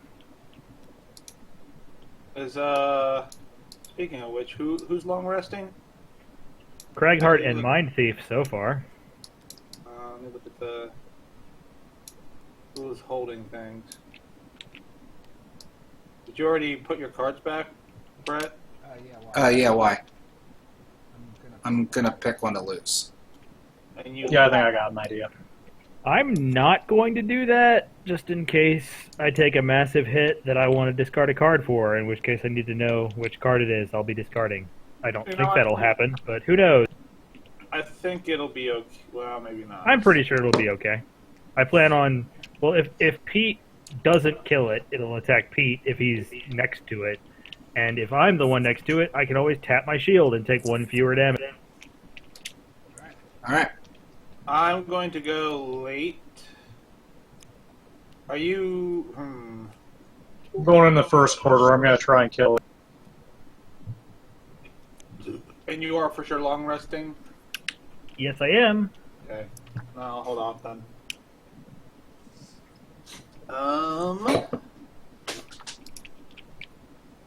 Yeah, just do this. I'm probably gonna have to long rest right before that door opens. Or during the same round as the door opening. Oh, Cliff, put your cards away. It'll screw up the initiative thing. Oh, gotcha. Yeah, Okay. Alright, Brute.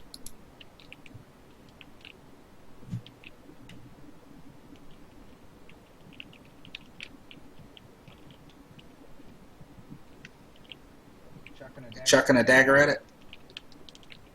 Yep. Using the bottom of the 1 to move to 3. Cool.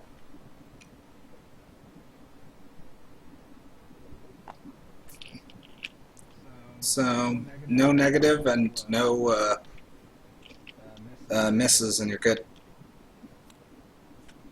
That'll do it.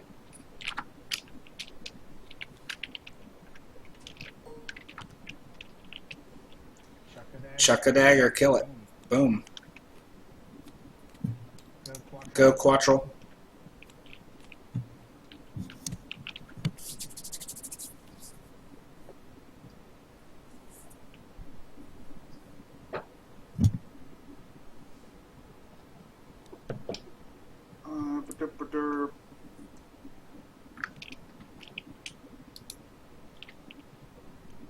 Yeah, I'll just move.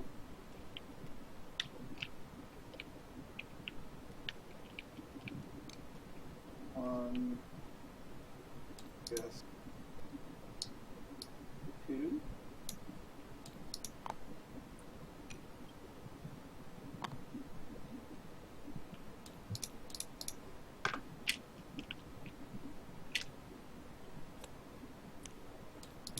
Alright, long rests. I'm on a long rest as well. Alright, I'm up to 5 again, and I have back to 8 cards in hand. I figure that door will pop open and all ready.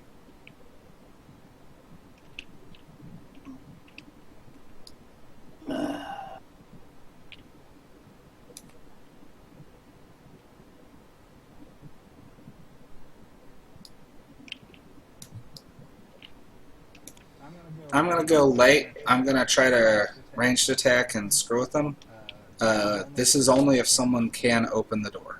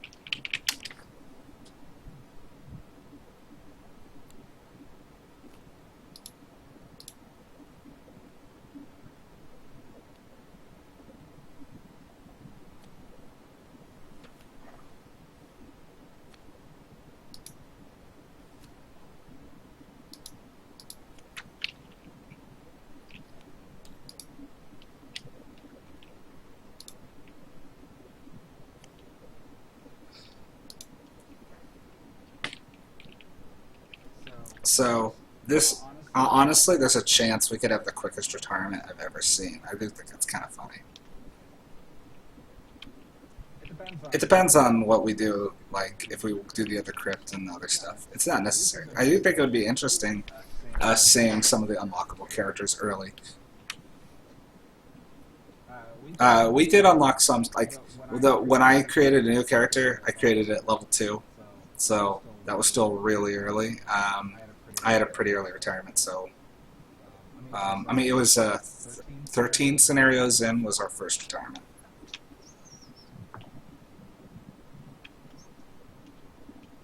I think we can beat that this time.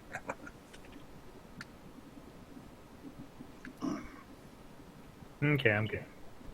All right.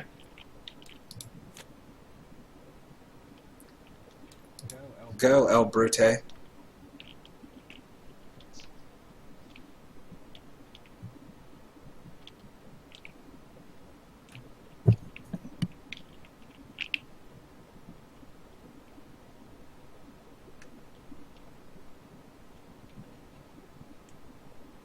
Just using the bottom of balance menu.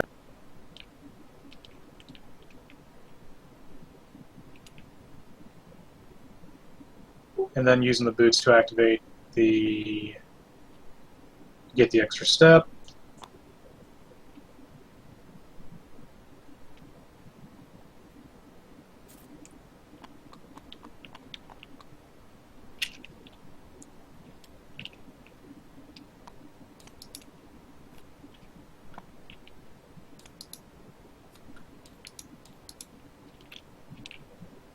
And you're doing the top half for eye for eye. Retaliate, got it.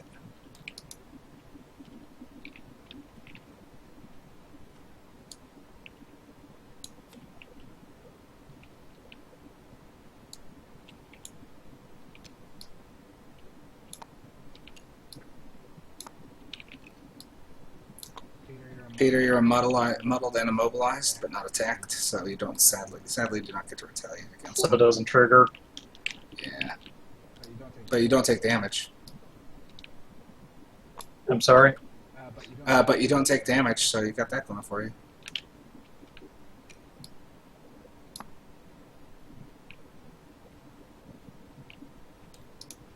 Alright, living spirits are going to slow move and try to muddle attack. One will get within range.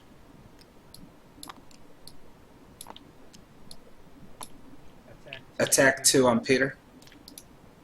Nothing, and he's already muddled, so nothing happens. Go Krok-Krok.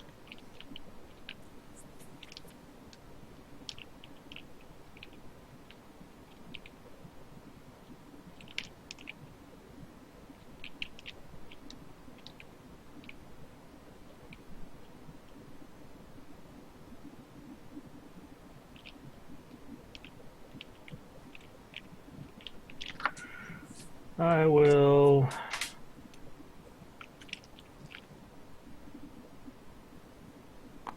tap my boots to get to there, and then just use a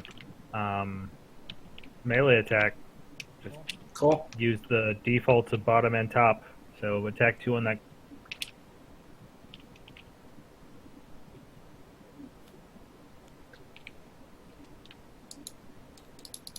Boom.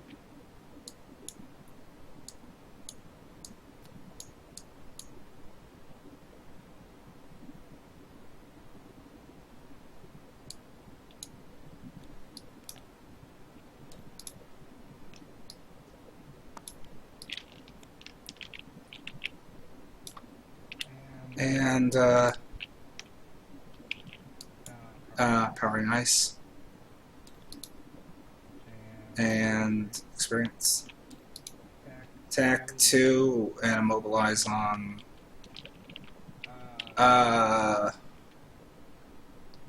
this zombie 2. 4 I damage. declare immobilize. Declare what? So when I declare it taking a short rest, I can do that immediately after my turn or after this. At initiative 99. Got it.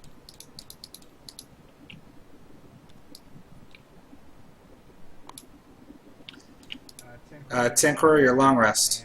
And that's it.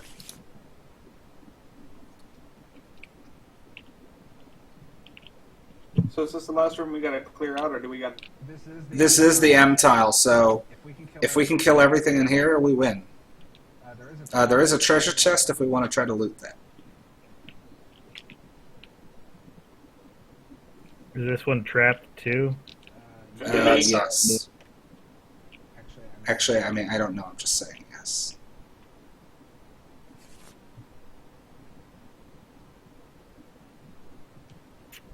I'm gonna go late to try to let them pile in and then do a bunch of damage.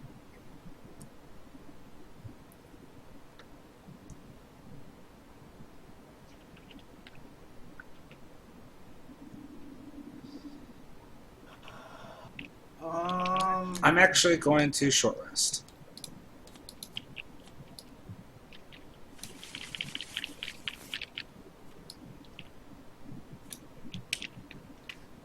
I'll take a damage.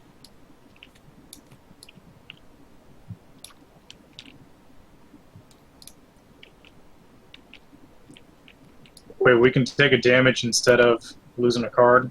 No, you can take a damage to draw again after you've seen the result of the short rest. Ah. If you do a short rest and you don't like what you're losing, you adjust by taking the damage.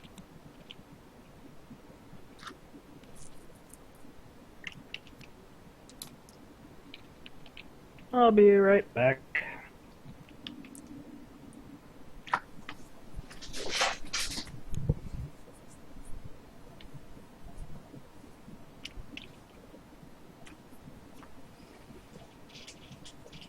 I'm just gonna try and move up and put a decoy in there.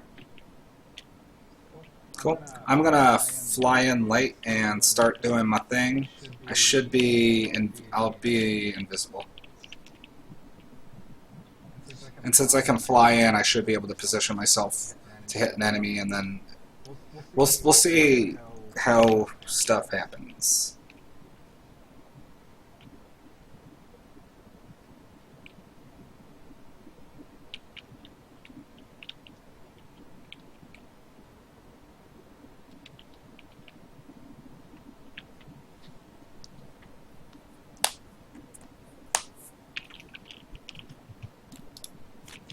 Alright, Tinkerer, go.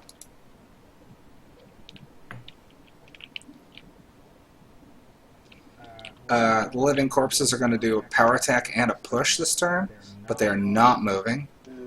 They will take a damage after their turn's resolved. Living spirits will heal themselves, and they're going to doing a power attack, but at reduced range. So the living spirits in the back are not hitting anything. So, but the elite will still hit power attacks. I'll down one of That's my not nice. summoning tokens. Adjacent to me, please, sir.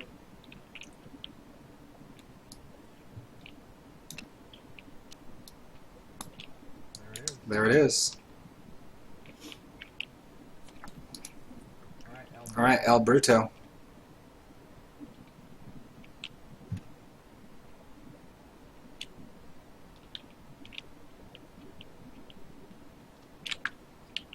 What you doing, bro? I just realized I'm muddled and immobilized. So you can still attack twice.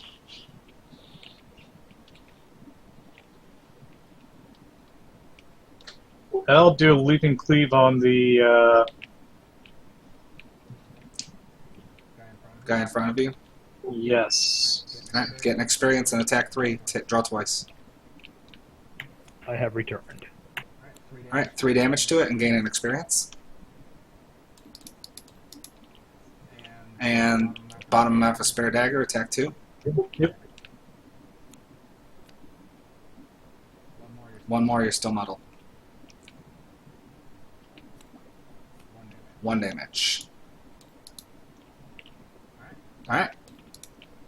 Living Corpse will attack Peter. You are shielded because of whatever warding strength. So he's attack 4 on you. 5 damage, but 4 damage to the shield. Then he kills himself because he suffers the damage.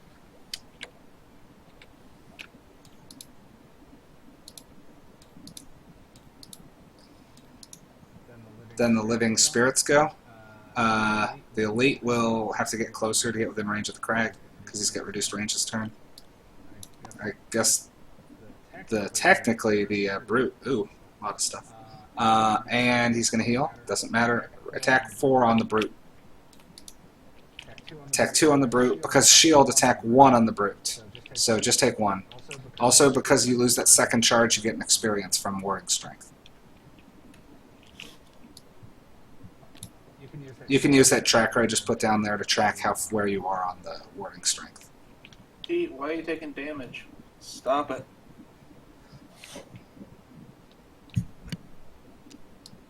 So I'm at 4 damage, correct? 1 damage from the spirit. I forget how much damage from the first one. 4, I think 4 and then 1.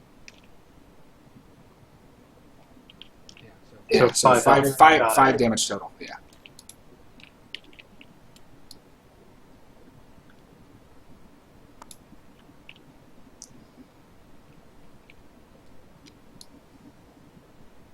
If you could not kill corpse number 2 or spirit number 3, if you could find any way to not do that, that would be pretty great.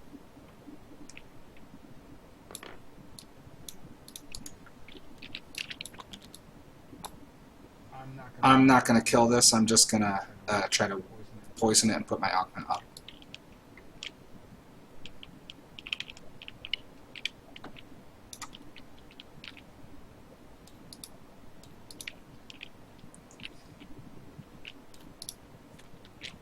Yeah, poison it and put my modifier up.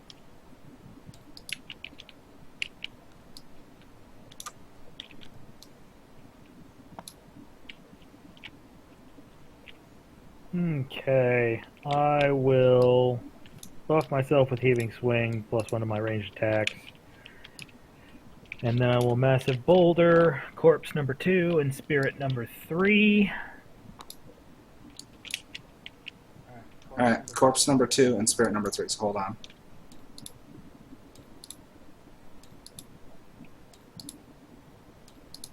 Okay, now do the attacks. Okay, Corpse number 2, Okay, and spirit number 3. Spirit number 3. Okay, they're both dead.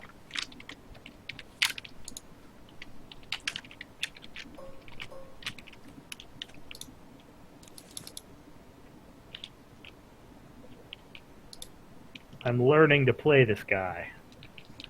Yeah, isn't it? Thanks for the long path, Sastry. Yeah, isn't that? I mean, isn't the Krok-Krok really awesome? Yep, I am a fan. To be fair, Yeah, I'm not the only one who's drawn on that long path. Sure. It's a team effort to keep that thing maintained. Yes. Oh, and Brute, I forgot to remove it. You're no longer mobilized or modeled. You know All right, next turn.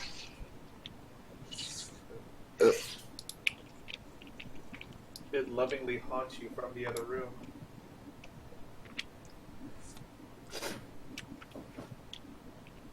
Oh, I got an experience from that buff ticking.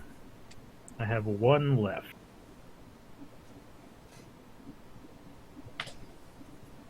Taking a long rest here, boys. Oh, you are? Yep. Should I start trying to burn out and doing all my mega attacks to clear this?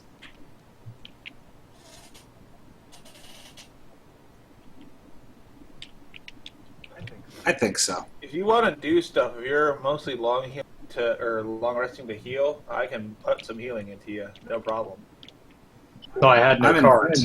Oh, well, that's a good reason to do it then.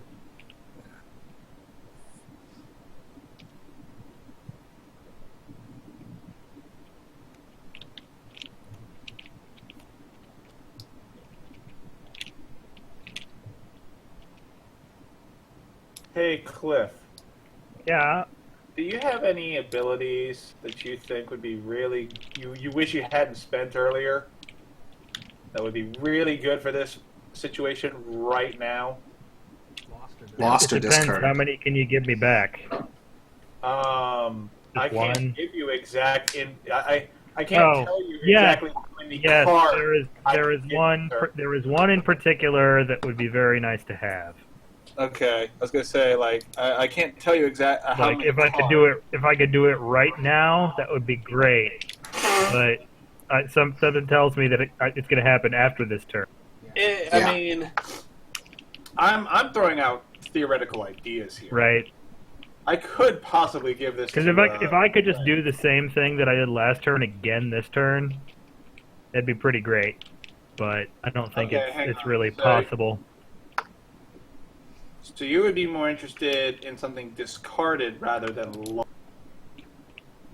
Wait, I could get something lock back? I lost back. It's No. entirely. Listen, things are possible like that. Would something like that be interesting to you? No, nothing that I've lost is something that I need. Okay, but something discarded is? Yes. Okay. Yeah, because you have to lay your cards down before this. Right. Yeah, don't worry about it. No, I mean, if you still want it back for, next turn. I mean, it'd be nice. We'll see if Brett just kills everything like he says he's gonna. No, I'm not going to kill everything. He's taking that chest. You know what he's doing. Yep. I don't think it's possible for me to kill everything. It's not. I'm just saying.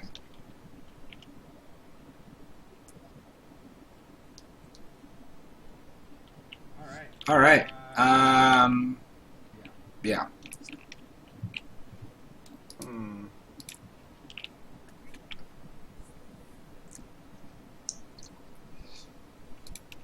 I did get my battle call though, so I'm happy.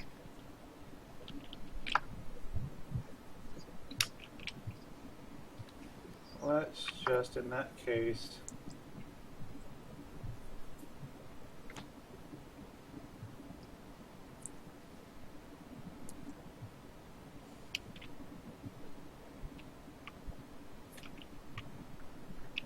So, Cliff, how many curses are on the top two of my deck?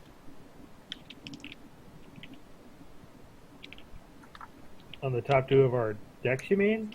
Oh yeah, on my deck. The top two cards, how many curses? Oh, one. One curse. Okay, alright.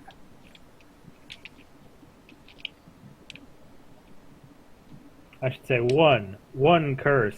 Ah. The worst.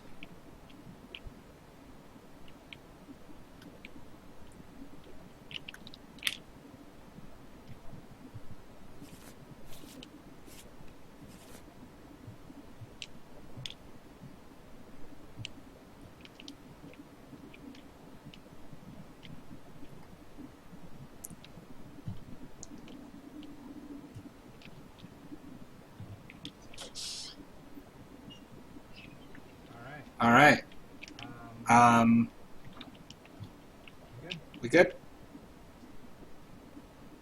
I think so.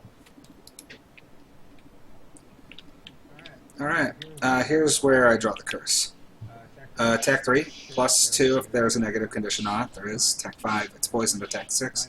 Mind's weakness, attack 8. So that's a curse, right? Yep. No. 8 damage minus 3.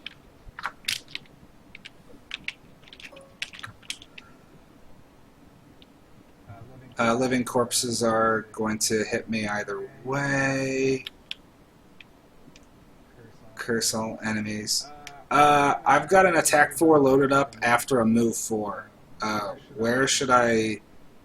Is anyone going to get closer to those living corpses to take aggro? I'll be closer than you are now. No, if I get over there to melee something.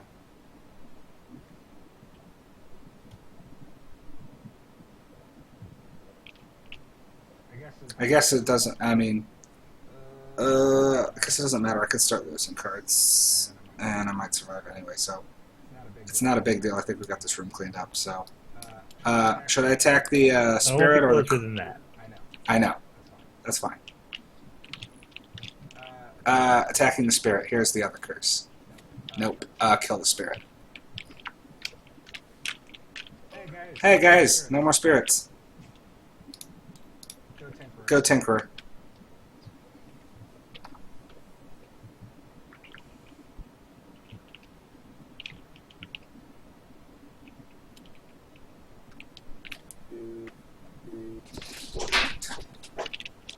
Oh, an experience. 1, 2, 3? 3. And ink bomb on these two guys. I'm sorry, the net shooter. That one. Net shooter on him? Cool. Yeah, so they'll be immobilized.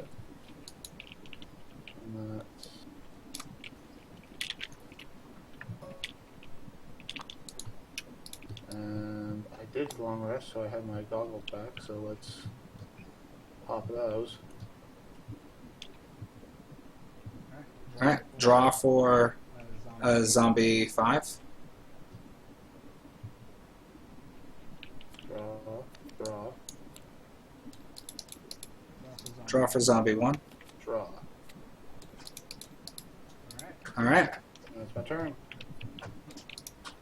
Crackle Rock, go. Okay.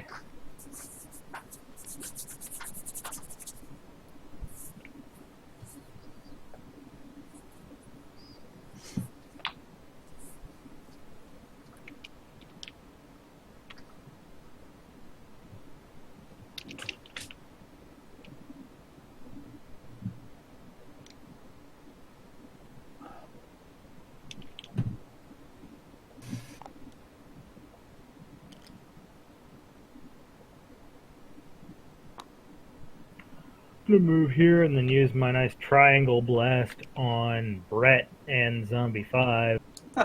So Brett, heal 1. Zombie 5, attack 2. Nothing. Ooh. Brutal. Oh. Oh, Brett's All right. more durable, that's that.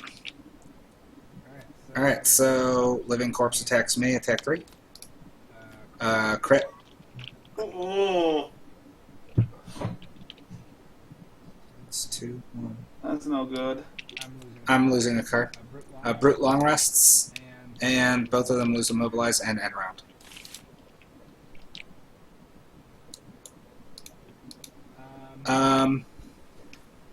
I'm going to do some crap.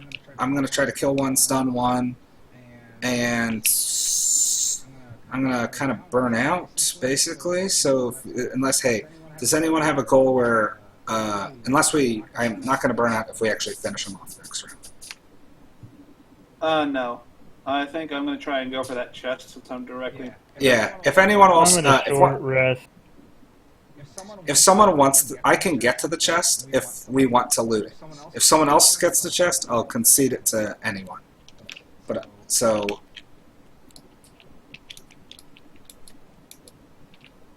but I can kind of. I'm almost depends on curses. I should be able to kill one. I'm gonna try and get the chest, and otherwise make it a heal for people. I'm gonna make it my goal to get to Living Corpse 5 and kill it. Cool. I can go between after the half or just after the quarter. I'm gonna try to kill Living Corpse 1. If not, I'll disarm him, and I'm gonna pick up one of the coins near them. So Which would people prefer? Me go after the half or the quarter? Early's good, I think. I don't think it matters. I'd say let's go earlier so we can try to sweep them up. I'm gonna try and go as early as I can.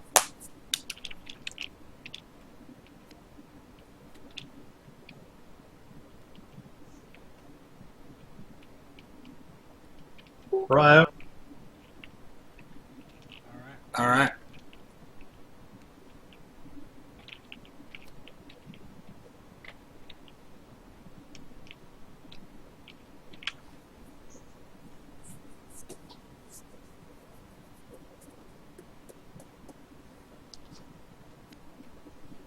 We all in? Oh.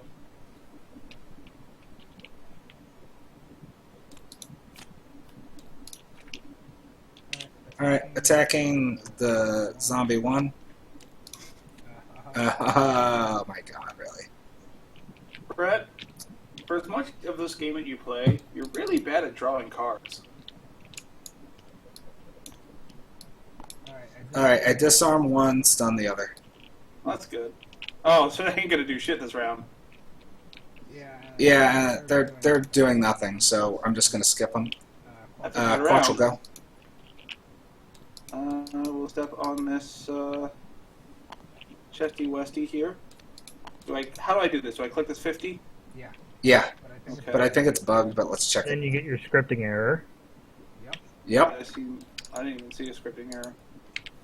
Okay, it disappeared. Alright, here's the... Yeah, it worked for number 1. I don't know what's up with it. 50. It's a trap. You gain an item called Second Skin. That's a pretty good trap. Is it for real a trap? I don't know if that's like a good... No, it's not a trap. Okay, or are you being Brett? Ah, You can't equip this during the scenario whenever you loot stuff, but here it is. It's an armor. You can sell it if you don't like it, but remove 2 -1s from your deck while you have it equipped.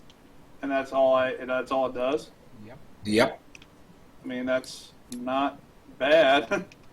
Yep.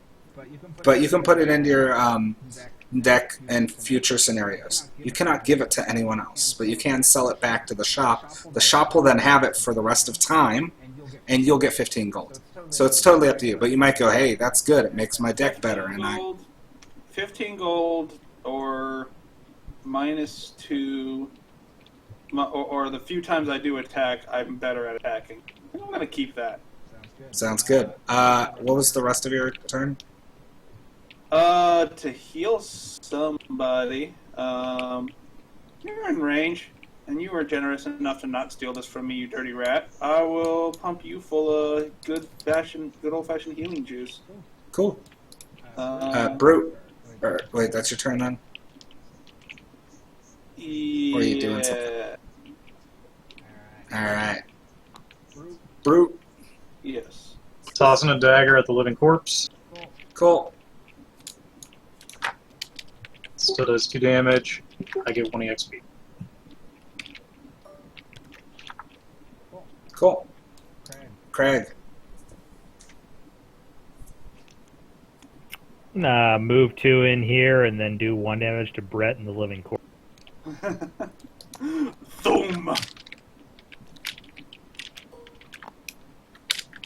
Wait, what? And is that your turn? Yeah, I think so. Attack Brat once more. And I mean, it's I'd like over. to, but I don't think I can. And I don't actually end up exhausting because we don't have to play cards. So I don't know if that changed anyone's battle goal. I needed to use... Nah, I didn't take enough damage. I don't think we shuffled. I did actually. I shuffled at the Oh. start. Yeah, Okay. I saw a crap ton. That's good. I got two to choose from that we'd seen before. So Oh, the last that's one. interesting. In fact, I got the one that I succeeded on last time, and also opportunist or whatever the first one is. All Kill right. the first enemy thing, which I didn't take because we had Oh, who already got- started killing stuff. Hey, Peter, were you the one with the indignant? Yep. Indigent? Yeah. All right, you get 2 checks. That puts me at 3. Fast healer. Your current hit point value must be equal to your maximum once. Professional. Use a number of items equal to your level +2. Or items a number of times equal to your level +2. I used Poison Dagger 3 times and Invisibility Cloak once. So I get another one of these check-a-majigs. Yep. 1 check away from another perk. We also get 6 experience plus your blue thing. So how many -1 cards are in it? 5. So with that armor plus a remove 2 -1 cards, I could effectively remove -1. There are ways to like remove all your -1s from a deck, and I had one time where I had no -1s or -2s. It was great. Get all your curses out. By the way, that only happens for this scenario. So what's this +1 heal 2 card? Would that be for me or for someone else? I believe it's heal to self. Okay.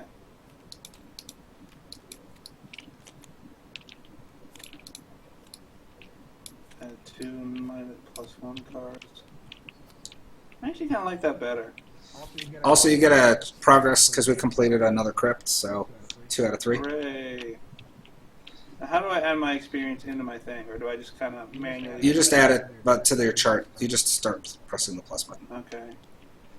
After the terrible shrieks and moans of the undead, the sound of someone clapping is at once foreign and alarming. Turn around, you see a hooded figure standing at the edge of your torchlight. You raise your weapon, but the grin on his silhouetted face isn't menacing in a way that calls for arms. It is menacing in a way you've never experienced before. Well done, sirs. My.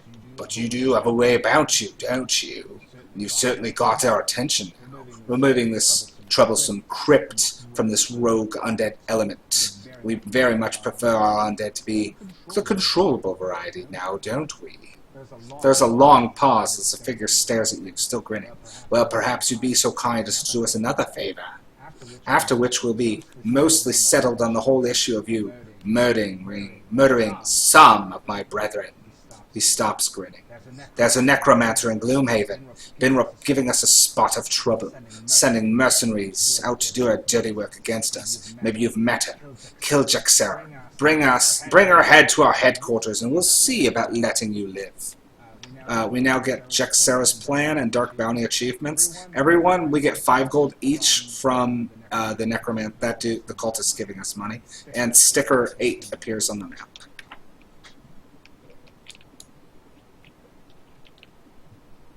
That's the chick that sent us on the first mission, right? Yep. He called her a necromancer. Well, that's not very good. I mean, everybody's a necromancer, really, right? It sure Apparently, seems that in this way. game. I suppose it's probably because we're continuing with the crypts, but...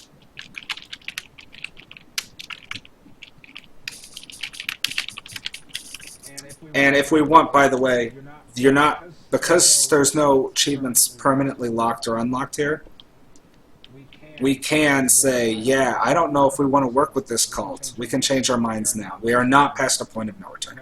Oh no, we're definitely going to go kick their ass in number 5 next, as far as Gotcha. I'm concerned. We're like, thanks, man, we'll definitely consider that. Anyways, we're going to go...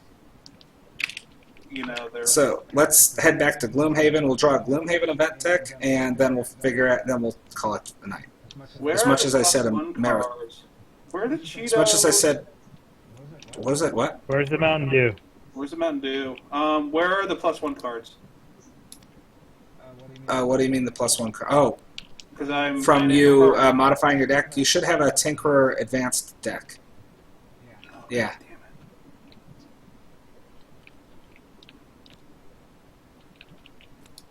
it. Get out of here. Also, don't put those in there because those are extra special cards. Oh, for fuck's sakes.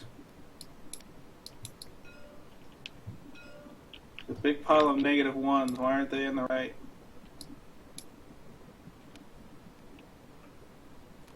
Anyway, but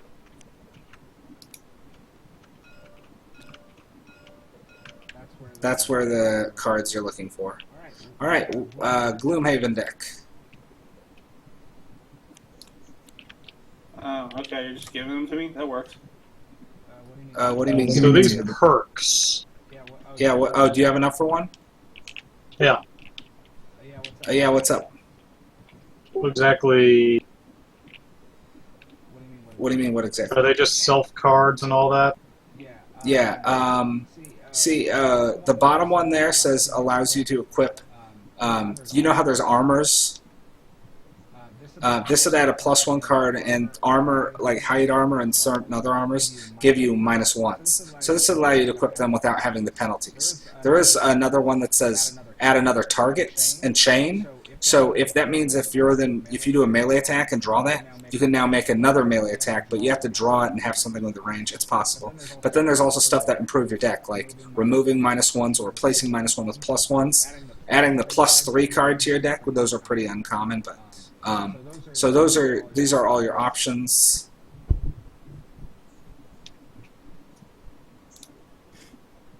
There's a lot of stuff. There's a lot of chains in the deck, but you pick which one you want. Every time you level up. Oh, did you add the 6 experience from this scenario and the blue stuff? Yeah, 28 probably looks like around 2 scenarios for you. So I'm assuming that's right. Yeah. Okay. But yeah, you pick one, and it's a permanent buff to your character. A lot of them modify your modifier deck.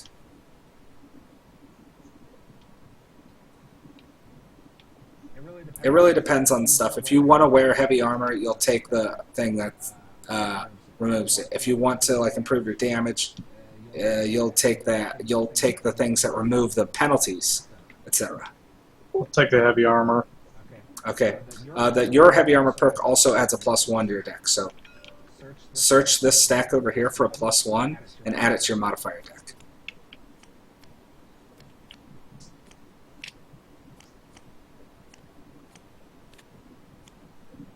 Yep, and that goes into your deck.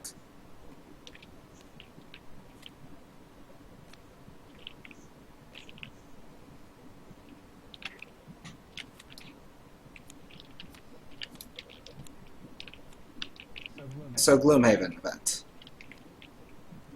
You are attending to business in the sinking market when a frail white-haired woman approaches you and grabs you by the arm. Oh my, don't you look strong? Could you possibly assist me with the small problem I'm having in my cellar? Her eyes grow narrow. Rats! So many rats! I don't know what they're coming from, but they're a right nuisance. Ruined 3 jars of preserves just yesterday. She tugs weakly at your sleeve. Please, can you help me? Option A, decline to help the old woman. Option B, help with the rat infestation. Decline. We have one decline. Oh, we have one decline. Peter, Sastre, how are you feeling?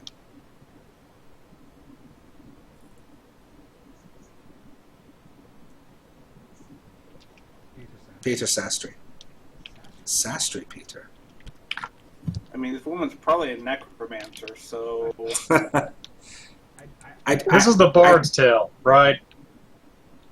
Unlikely. I can't remember this one, but I think, since I'm a cat rat, I think I get a bonus for this, but I can't remember. Well, I was going to ask And it seems what like you one. think. Do you want to do this?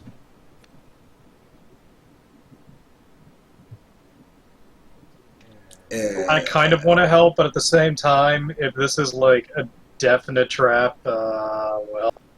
We don't know for sure until we do it. You just got to do it. The negative stuff are usually on the road events, and they like say, hey, for the next scenario, do this. I can't remember, but I think some city events may do that. The problem is, I trust you and vote yes. Can you phrase that and just say I'm going to vote yes? Because if I'm wrong, I don't want to take them. No. This is based entirely on my. Now, if we do this and something bad happens, it is your fault. Right. Exactly. You guys are literally the worst. I go with let's go yes. All right. So everyone in this group is putting their faith and trust in you. I didn't put faith in anyone. I You said smile- decline. You smile broadly and ask the woman to lead you into her house. It's a ramshackle dwelling, half sunk into the muddy foundation, and inside there are lots of rats. You kill as many as you can, but a cellar, you find a large hole leading to a section of sewer that recently collapsed, leaving pests nowhere else to go. The woman thanks you for helping her and hands you a few coins. We each get 2 gold, and this goes on the bottom.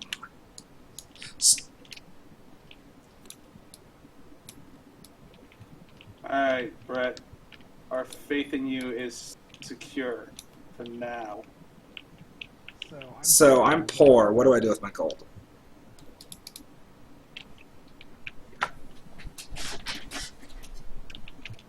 Well, you donate to the thingy. I'm considering it. I wanted to buy my potion back and the eagle eye goggles I was saving for, but I actually have money after that, so I might donate. Is this all the stuff that we can look at right now?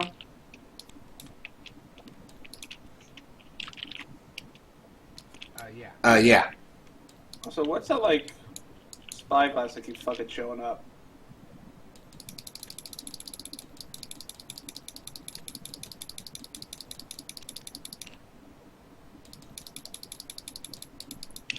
It means I'm searching through it. You can search it instead of, like, flipping them card by card. How the hell do you do that? Right-click and hit search. Oh. Alright, so we got that road event out, and I have my stamp potion back, so nothing happened.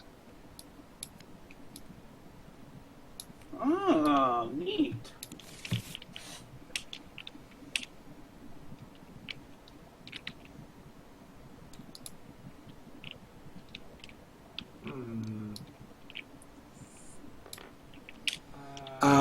So we want to donate to the sanctuary then, so we can try to unlock stuff. Peter, are you going to donate again?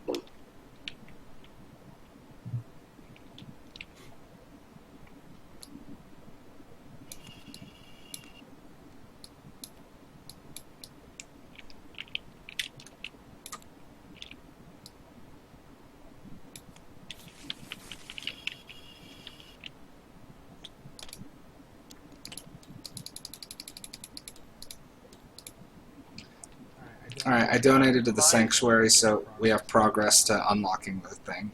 Hey, will it ruin anyone's build if I buy a cloak of ability? Certainly not me. Okay. I should not be invisible.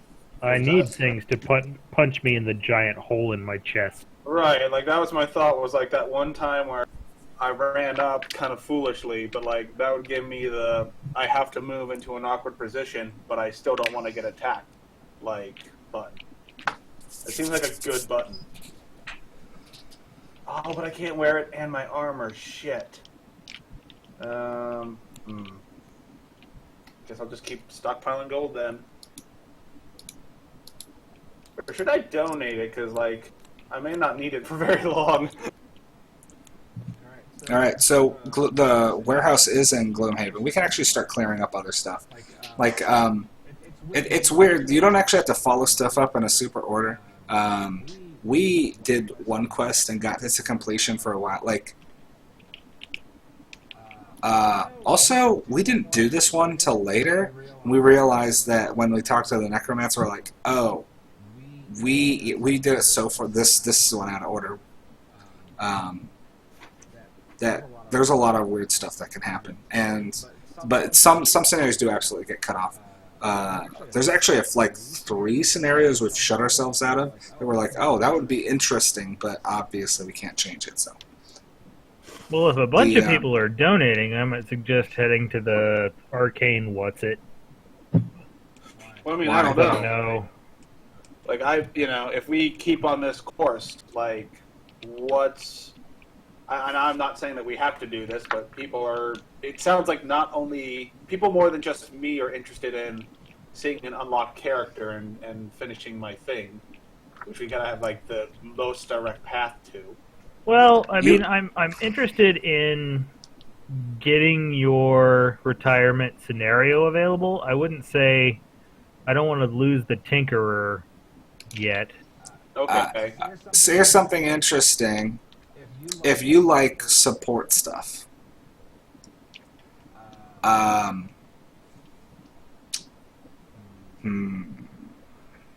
no, we're not supposed to know that, Brett. Yeah, I know. You're gonna say All right. Cthulhu is also good at support. No, he's not. I mean, we're actually on our way to unlocking so many support characters. It's the funny part. Cthulhu is such a weird one. It's cool. He's actually really cool. He has one of the most broken cards in the game, though. So that's cool. It's high level, and the funny part is, I almost would like to see how he is super early on, because his it would take forever to get to that high level card. You'd have to do at least 15 scenarios in a row, and that's a lot of the game. So, I mean, if Mark, if you want to play that Cthulhu thing, I'm totally fine with just hitting this next crypt and then doing your retirement thing right after that if you want. I don't know. I mean, I don't obviously and I'm trying to not let Brett spoil stuff for me or look up a wiki or whatever. So, I have no idea. It's an interesting thing, and our goal is to retire. So that's kind of what I'm driving towards. I'm okay with. I mean, because it helps you and it helps Brett if we retire somebody as fast as possible. Right. I think probably you've got the right idea, is that let's drive for unlocking the scenario. Yeah. And then also, we can powwow and reevaluate and go, well, Yeah. Also, I can't remember the scenarios, but I don't want to shut Cliff off of doing the Dagger Force stuff by getting too far with the Necromancer stuff, because obviously we found out super early Jaxara's a Necromancer, and she's paying us to do the Inox encampment. I can't remember if that gets shut off if we pursue stuff. Right, well, going and bloodying the cultist knows the rest of that, imagine. But I first off, I'm going to back up. I know Scenario 5 doesn't do that, so we can just do the other crypt and put the sticker on the map, and that doesn't screw with anything. So here's a question for you, and this is a logical, let's say we complete my adventurous quest and I retire. The Tinkerer retires. It is time for me, Marcos the player, to create a new character. I have the choice of whatever is left, as long as it's not something already created. So I can't create a Brood, I can't create a Krok-Krok, I cannot create, but I can create whatever the Spellweaver thing was, that wizard. I can create this new Cthulhu person, which is the obvious choice because I just made them. Right now, Steph is not in the game, so I could create a scoundrel. Technically, if you go by the rules of what people do for +4 parties, you cannot create a scoundrel. Oh, okay. Could I? But I need to double check that. I can't remember if it's you can, but I mean, by the way, I know this probably going to sound dumb to you. You can just create a new character now and say, screw my Tinkerer. And you can have multiple characters, and you can go hold on, this scenario would be good for my Tinkerer. You can technically juggle characters. In our current campaign, we've never done that, and we haven't really seen a need to. I'm going to say right now the answer is yes. The answer is yes to your question, Mark. I think the answer is yes. This is the question: can I just make a new Tinkerer? Yep. And not only that, but since you've already retired a Tinkerer before, not a Tinkerer, since you've already retired a character, you'd start the new Tinkerer with a bonus perk. Okay. But you could start a Cthulhu with a bonus perk too.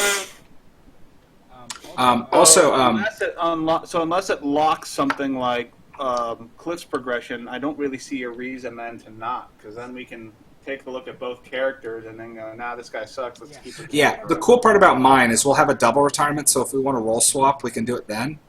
Because I will retire at the same time someone else does.